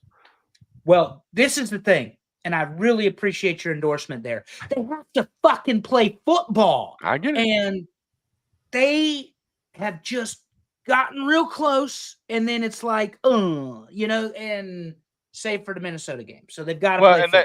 It's kind of with Nebraska, it's kind of the same thing with Auburn. It's like you're having success doing this. Let's focus on that. Don't try too many things. Yeah. Stick with the basics. Do what you do well. And there's an asterisk behind me saying that. If you have confidence in the coaching staff seeing that and doing it, you'll go out and do that. But if they want to do something else, if they want to not play to their strengths, then you end up having a close game. But we're going to give them some endorsement this week. Well, in Nebraska's special teams, as we talked about off air, they've won 2 games for Nebraska this year. They cost the team 3 games last year. So you got to play all 3 phases of the game. Speaking of play, Miami's going to SMU, where the next coach of Auburn is currently the head coach. And lost to Wake Forest this weekend. Lost to Wake Forest. Rhett Lashley not having the run he did last year. I think Miami comes out big, Terry, following that loss. Got to. And I mean, I can pull it up real quick because they're still ranked. But I want to say is the line here? ESPN has 10.5 on what I'm Okay. seeing. It doesn't matter. I'm going 3 touchdowns for the Canes. I mean, Carson Beck's going to bounce back from that shit ass game he had, and I just think the talent of Miami overwhelms SMU. They just don't have the athletes. They can't keep up with the speed. They don't have the defense. Miami big, 21 points. I was going to say 17, but I definitely think Miami big here. Maybe SMU will come out with a little bit of being a little pissed off by getting beat by Wake Forest and want to come out and show up better, and maybe they will. They'll punch them in the mouth early, but then Miami will run away with it just because they're better. Yeah, and I mean, on paper and on film, Miami has a much deeper pool of athletes, top to bottom. Last one, Arizona State, Iowa State. Iowa State has fallen off of a cliff. Arizona State lost this weekend. Arizona State's who I picked to win the Big 12. I like Kenny Dillingham. I think he's coaching for his next job because nobody wants to stay in the Big 12. Iowa State's favored by 3.5 from what I'm seeing. I'm going to flip it and take Arizona State by a field goal. That makes sense. I'll say Arizona State by a touchdown because I just don't think Iowa State's it this year. Well, they looked like it, but they were pretenders. So, Anyway, are we ready to be evil? Okay, let me reset. Let me rewind to what I was saying earlier. Okay. Now for the main event, and I'm wearing a special hat this week, the Four Horsemen, because these guys are villains, and they thought they were the good guys, but they are not the good guys. They are the bad guys. Just ask my Meemaw. And this week we're talking about Villains of Standalone Movies, and this is the first in our villain series that may go the rest of 2025. It would be phenomenal if it did. Look at this graphic, that gorgeous bastard in there. He's got the pen, the he fountain. Just signed somebody's life away there. Oh my gosh, so good. So good. Now, I will say this, because I told you all we have some criteria as to what villains are in my world. Okay. Villains have a purpose, and their purpose never dictates that they're doing evil or the wrong thing.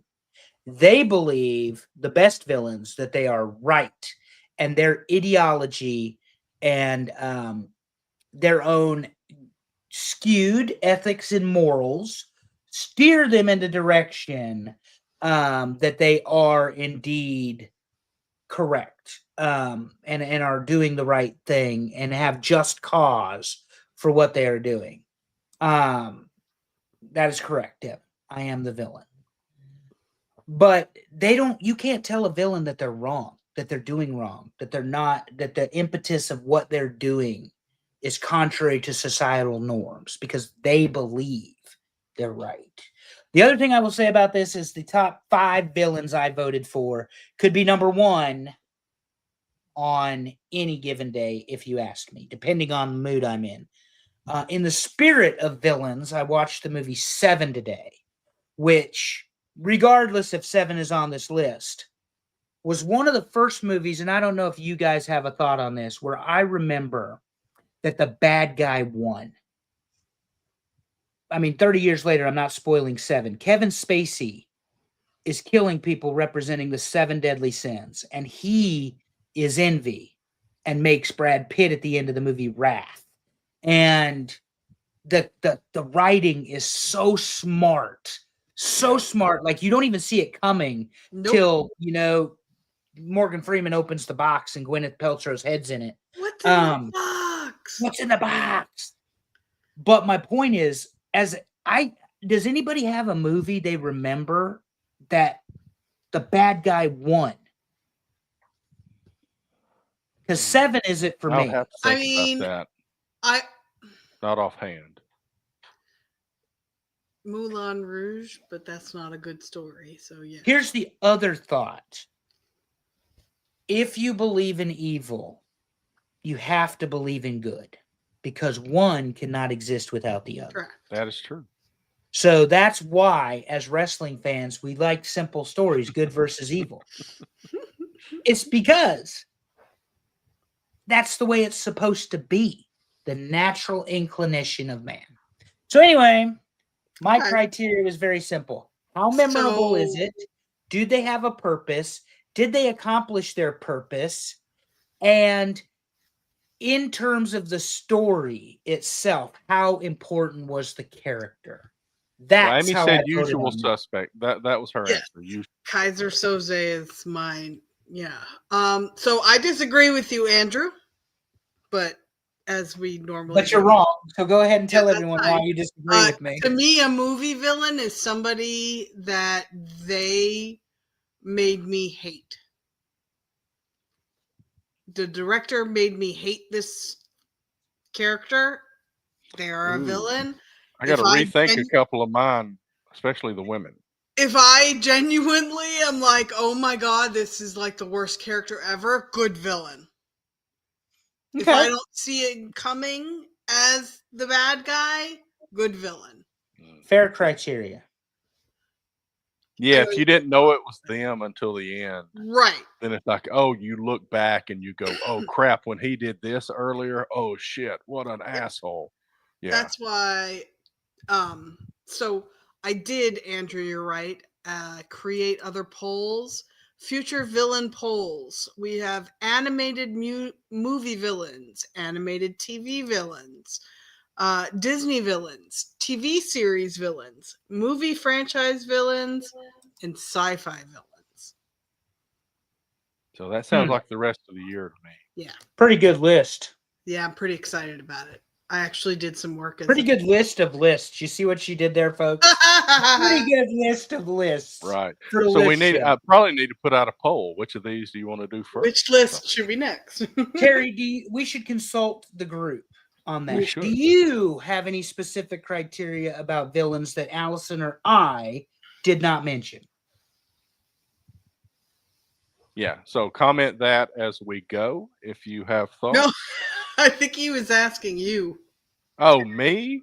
Do you? I thought he said the group. So so villains. No, text the group about which poll. Yeah, that's what I was thinking. He was But saying on the this group. one, what criteria do you have that we didn't mention? I don't think they necessarily have to believe that they are doing good and be oblivious to they're doing bad, but they need to believe the hell in what they're doing, though. Absolutely agree. Even if they know they're doing bad. And that almost makes it worse if they know and they said, I don't care, I've got no guilt. I'd say doing bad. Let me try it again. They're not wrong in their own mind about what they're doing. Okay. Oh, I think some of them can still be wrong in their own mind, but they're okay with that. They've accepted that. Yep. They're not wishy-washy about it. Let's get ready to rumble because somebody's going to argue with me tonight. I am ready. Maybe I'll pronounce all these names right. As it has been well established, I'm the villain. So, and I'm the movie person, so this should be fun. One of my favorites, I'll go ahead and offer it up, is not on the list. The guy from, I don't remember his name, but the guy from No Country for Old Men. What a badass that guy was. I did not see that movie. Oh, it's a great movie. You got to go. Okay. I will watch it. All right.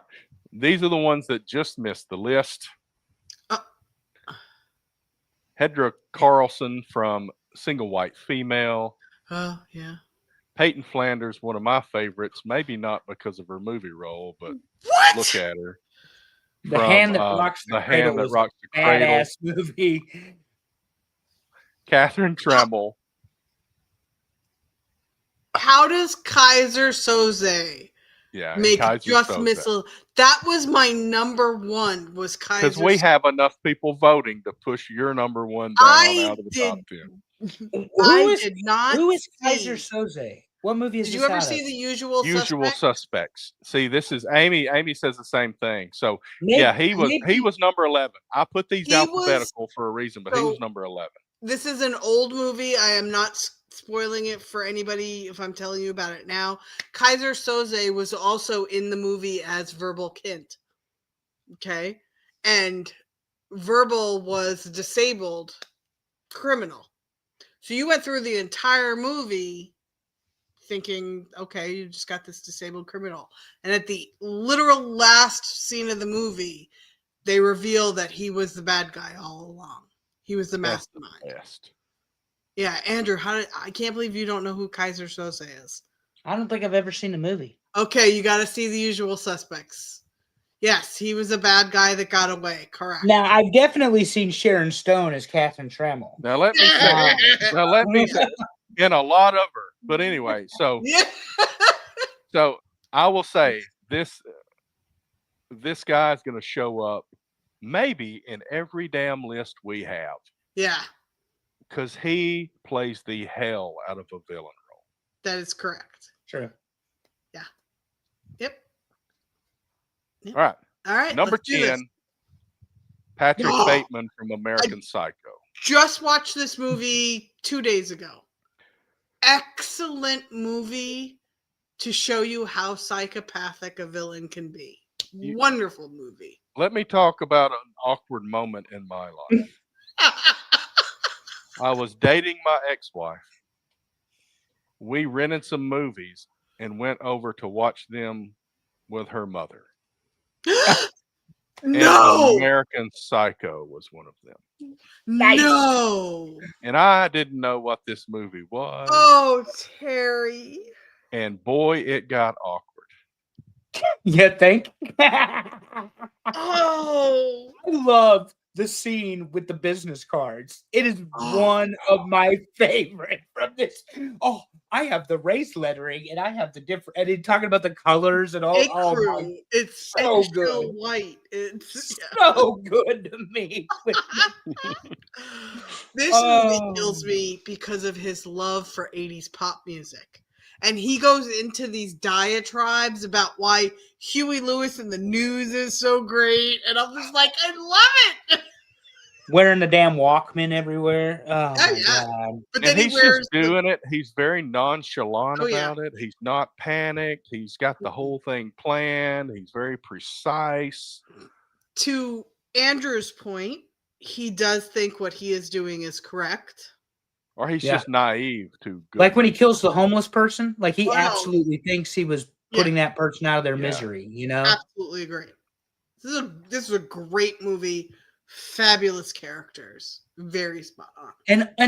And unnecessarily at times, but funny in like a really dark Right. way. Like some of the stuff Absolutely. is Yeah. really I was not funny. laughing. I would just say I was not on the couch laughing. when I saw this. Poor Terry. Oh, It that's Terry was couldn't bad. laugh. He was so embarrassed. Oh, yeah, that's a Oh. good story. number 9, Alex Forrest from Fatal Attraction. Hell yeah. This was to me one of the first real movies that was like, dude, this can happen. Okay. Yeah. You got to be It careful. scared out the there. shit out of a lot of men. There's a lot of women like her on Tinder. Hell yeah, there are. This is one I don't know. Oh, 'Cause- Andrew. well, no, I know Basic Instinct, and I know the other one that we just saw, Catherine Trammell in.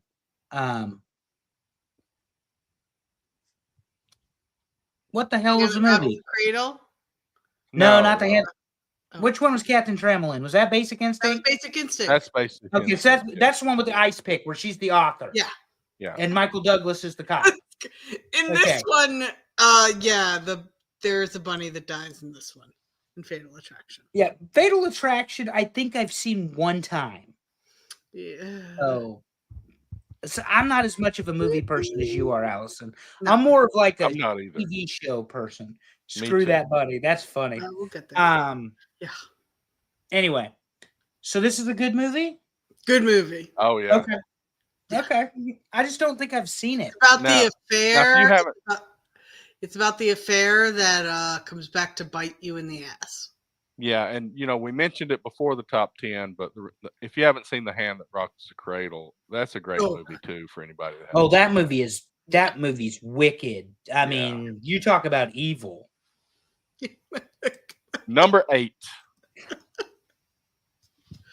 All right. Jack Oh, there we Torrance, go. The Shining. Old This- Stephen King. Okay. And how did they not know he was a psycho from like the beginning of this movie? Like genuinely. And then you got the red rum and the little twins and I I mean, think the reason that he is such a good villain in the movie is you see his decline. Like you watch him become the villain. I think this is an excellent movie. I think he was excellent in it. yeah, I mean, and this is where you start splitting hairs on the top 10. I see Dave's comment there, Terry. Oh, And that is a very uncomfortable movie. Yeah. oh yeah. Because it hits really close to home, no pun intended. But I mean, Yeah. it is, I mean, you talk about primal is the Oh, word. one that wasn't on the Primal. list. Remember Sleeping with the Enemy? That was Yep. Oh an yeah. interesting movie Yep. too. Yeah. But yeah, The That's Shining, I mean, here's Johnny and all the famous thing. Yeah. Yeah. And what's her name? Shelley Long running for her Shelley. life, But yeah, that damn axe scene, everybody knows. Yep. But The Shining, another, of course, Stephen King book adapted to film. So I didn't see The Stand on there because what's his face? Randy, what's the name of the devil in The Stand? Randy something would have been a pretty good one too. Yeah. But Yeah. anyway, These lists are hard. well, freaking narrow them down. I mean, we ended up with 6 different Well, lists. For yeah. this I mean, list. Seven. it did. Yeah. Seven. And there may be more because we could do wrestling villains or something. Oh, too. good God. Mhm. Number 7, Aaron Stampler Oh. from Primal Fear, and I put Okay. Aaron Stampler and not Roy because Yes. the storyline points it to being Aaron Stampler. Such a good finish when he gave it away because he couldn't Yeah. help himself at the end. Those are And Absolutely. This might have been the first movie that I saw where I did not see the ending coming. Like where I did not see it. This movie was absolutely exceptional. Richard Gere was in this movie. Oh, yeah, Ed Richard Norton Gere, was the yeah. Edward Norton, the blonde-haired woman that was the attorney, she was fantastic. Yeah, this movie where he kills the Archbishop for the sex stuff and then Mhm. kills his girlfriend and whatever, all that. And he does it behind the split personality. Shelley Duvall, not long. My bad. It was Shelley somebody, George. Not Oh, all of we it. got another one to add to the brings up- list. That brings up a good point. Let's just throw it in there. We've done Yep. that like 3 times where we've mixed people up based on Now having we've the each first had name. one. We're gonna have a new segment where we're like, was that Gene Wilder or Gene Hackman? Yeah, And we're not gonna all go of through a us list are of old stuff. enough to have had a poster of Shelley on the wall. Take that for what it's worth, George. But Aaron Stampler, again, you're right. This is one where you couldn't necessarily didn't see the ending coming, and then on the other hand, um, the bad guy won again. Yeah. This is one of those in the mid '90s. The Mhm. bad guy won. Mm-hmm. Because he asked about her neck, and he's like, "Wait a minute, I thought you had a black eye." It was so good. Go back and watch this movie. Everything sets it up beautifully in the show. Yep. But it's a little low, I think. I think it's a little low. I agree. There's some good So- stuff toward the top. I'll say it'd be 6, interesting. Yeah. Yeah. Number 6, Norman Oh, Bates from Psycho. Yeah, not for me. I mean, I just finished Bates Motel. I always rewatch fun. the adaptation. Yeah. Yes. These. Yes. I mean, it's like a classic Mhm. known by everybody, and I think that's what pulls it up the list because, like we've all said, "Oh, I didn't see that one," or I saw it once, and I don't really know a lot about it." But this one, even if you haven't seen this one, You know it. you know Yeah. it. It is Absolutely. in our society as what we're talking about here. Norman Absolutely. Bates is the bad dude. mother. Yeah. Yeah, it's fabulous. So good. Love everything about this. And And actually, the Bates Motel was pretty good, but I think they should have ended the series a season earlier than they did. agreed. Yes. Agreed. The But last season was kind of a flop. I kind of liked the adaptation, and it was nice to put a modern twist on an old story. So I, again, thoroughly enjoyed it. We'll have to discuss when we do TV villains. Yep. Do we allow things like that, which are a TV adaptation of a movie villain? Yes. Yeah. There you go. There's your answer. I've already put it on the list. Damn it! I did. There's too many. Sorry. I get it. I've been Yeah. there. But Number 5.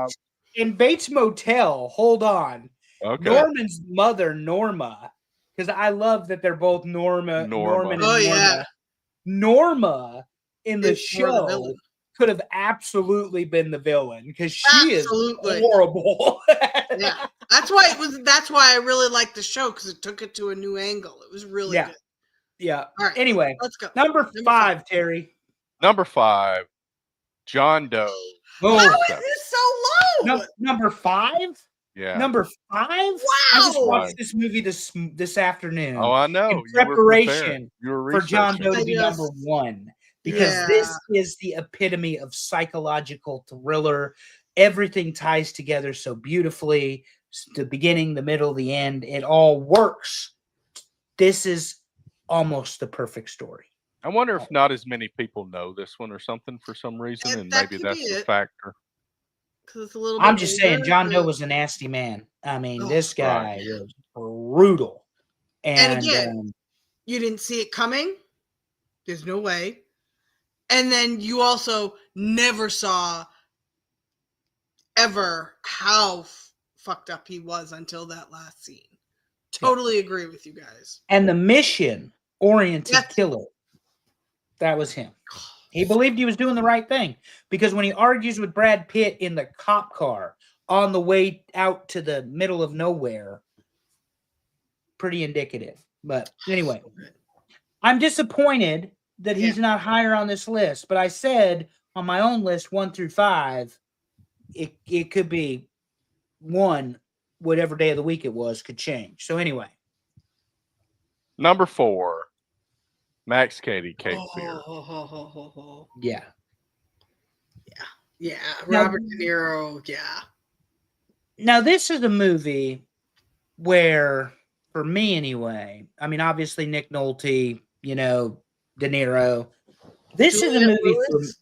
this is a movie for me where, I mean, obviously I'd seen murder movies and that sort of people get killed, whatever.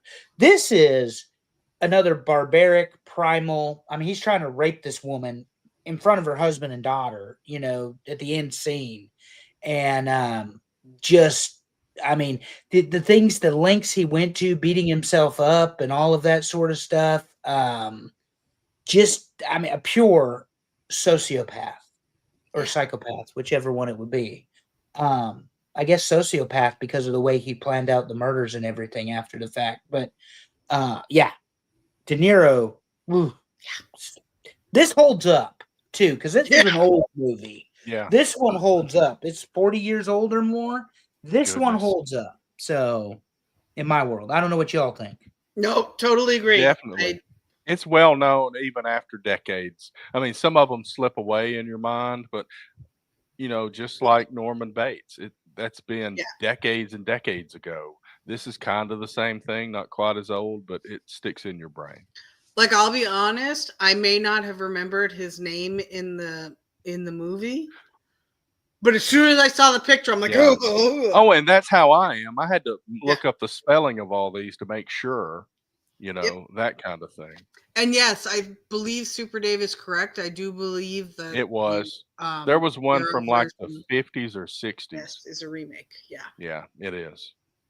Awesome. Good catch, old man. Way Mhm. to go, elderly.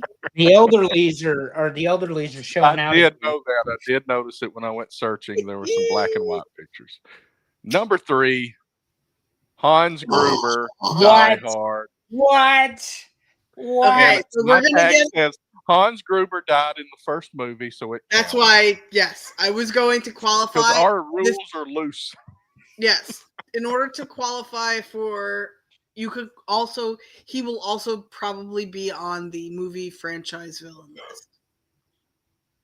Well, Alan we're gonna have Rickman to is debate. fantastic, but his best work was in Snape if we're talking about bad Well, guys. And it turned out that he wasn't even a bad guy in that movie. And Hans Gruber, by the way, this is a Christmas movie. This is not a movie about evil people. Die Hard is a Christmas movie, always and forever. That's church. Number two, Hans Gruber is not even an evil person, like in comparison to the other five we've already talked about. This is child's play at this point. This is just some sort of Now, Child's German Play, that should be Bang on the bang list. done.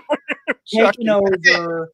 I mean, I am insulted by the fact this man made my top 10, your top 10, Terry's top 10. This is shameful, people. We can do better than Hans Gruber. He should be like in the top 25, sure. But in the top 10 of most evil standalone villain, no. This is wrong. This is all wrong here. Super Dave says he's just a bank robber. Thank you, Super Dave. He's not anything special. I will consult the musical that was done by the kids on Bob's Ah. Burgers to get details about how bad of a guy he was. Yeah. Okay. I mean, he Y'all shot wanna the hear the top cokehead two? assistant. Who cares about that guy? You know? Bring Yeah, me my I wanna hear detonators. top two. And that was his famous quote. Bring me my detonators, or I will continue to kill people. All right. Number 2, the Joker from What Dark the- Knight. Oh, no. You thought it was number 1. It should have been number one. Yeah, it should have been number one. Just Why so serious? the- Go ahead. No, you're first. I was just gonna say this is probably without a doubt the most exceptional performance I have seen by an actor in a villain role. Yeah. The depth and volume Yeah. he brings to the Joker. Nicholson was great. Fuck, Cesar Romero was good back in the 60s. Yeah. But Heath Ledger is another level, and Jared Leto ain't it. So, for me, you're talking villain, you're talking memorable, you're talking most important person in the movie. He's more important than Batman in The Dark Knight. Oh, He yeah. is more important than Batman in The Dark Knight. And of course, we get the quote from Alfred, "You see, Master Bruce, some men just want to see the world burn." And that was Heath Ledger. When he's doing the bidding for the mob and they bring him all the money and he lights the money on fire because it ultimately doesn't mean anything to him.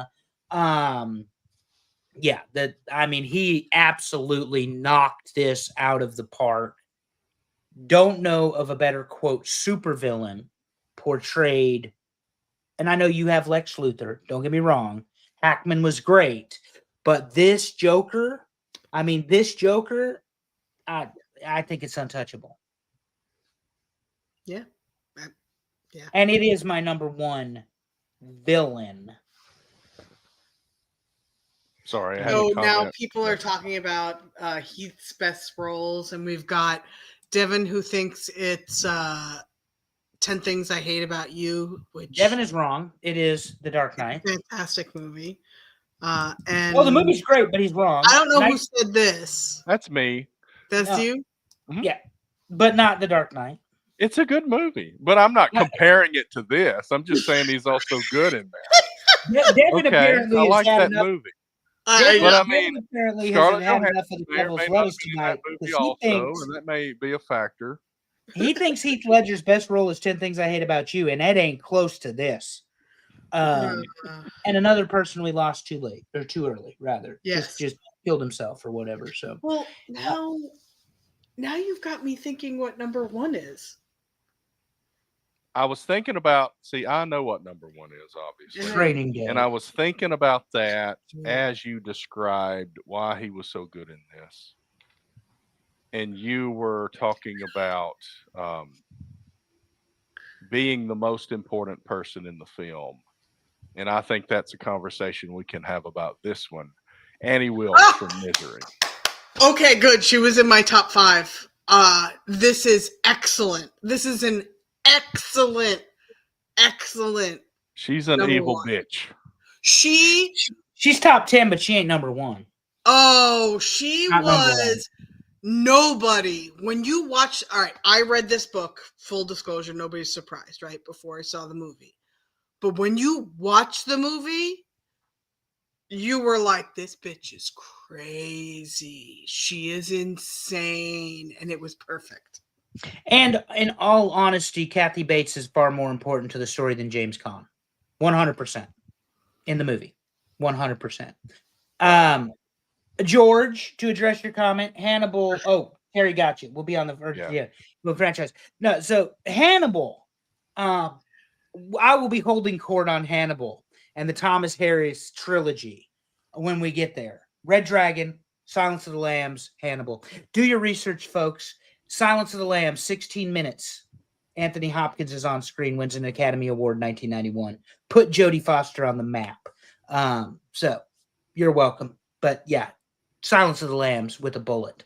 You and Anyway, my dad love Hannibal. Annie Wilkes, Just FYI. she's not number one. There's other options. She's definitely a top 10 villain, but she is not number one.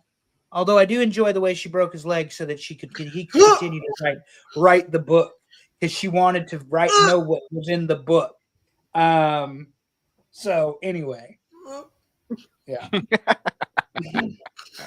And by the way, since we're talking Stephen King, 2 of his movies made the top 10. Randall Flagg was the name of the devil in The Stand.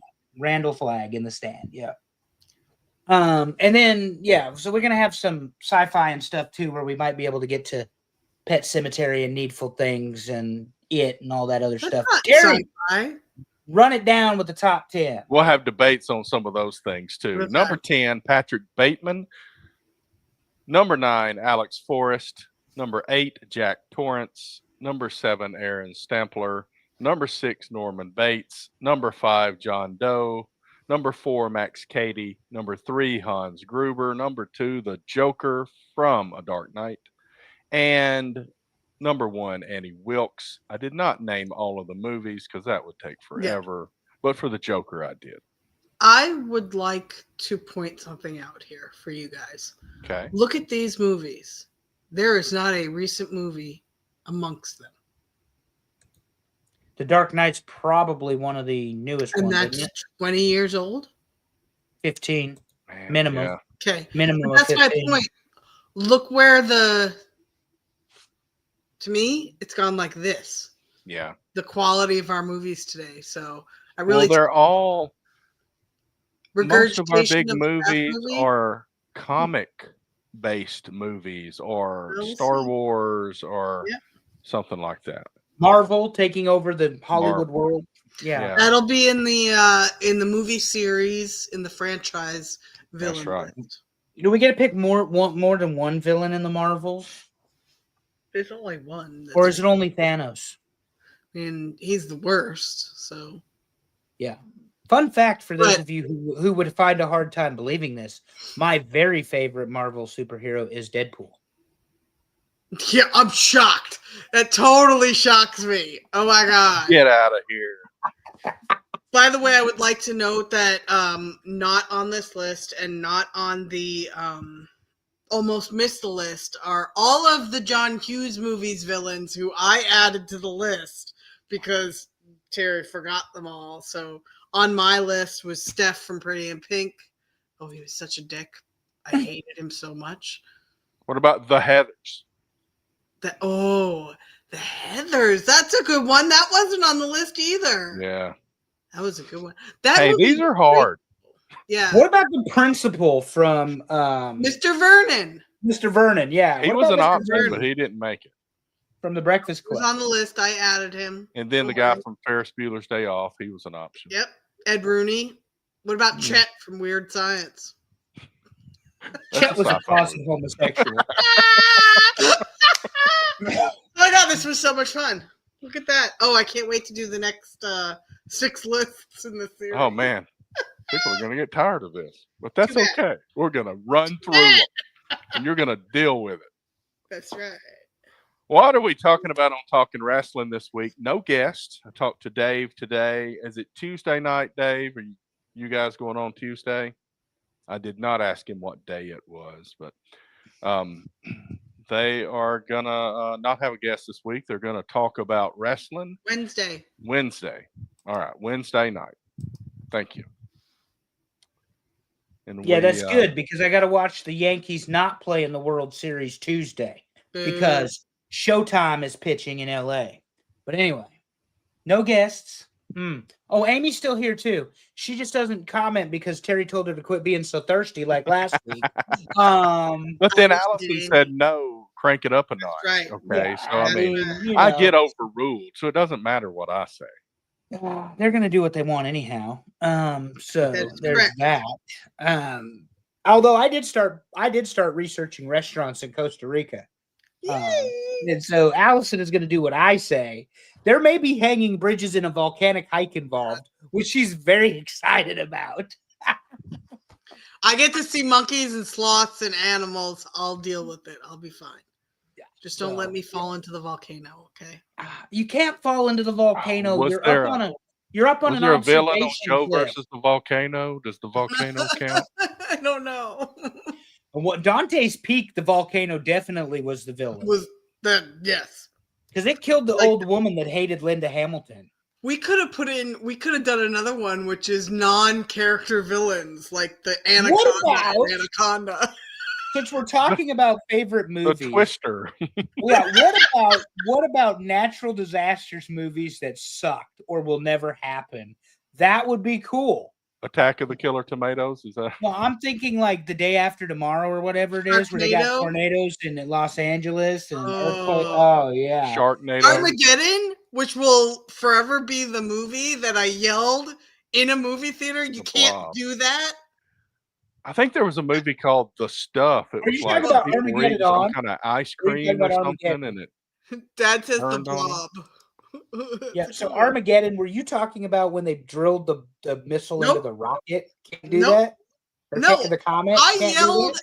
I yelled at a very simple part in the movie that was really easy to verify. It was when they launched 2 space shuttles right after each other, within like a couple of miles of each other. Can't do that.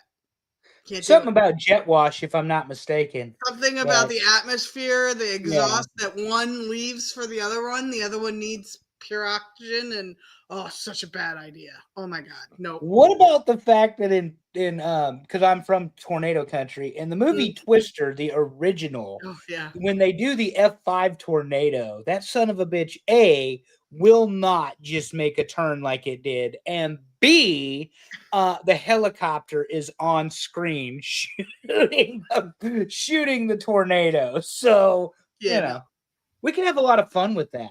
Natural disasters that didn't happen.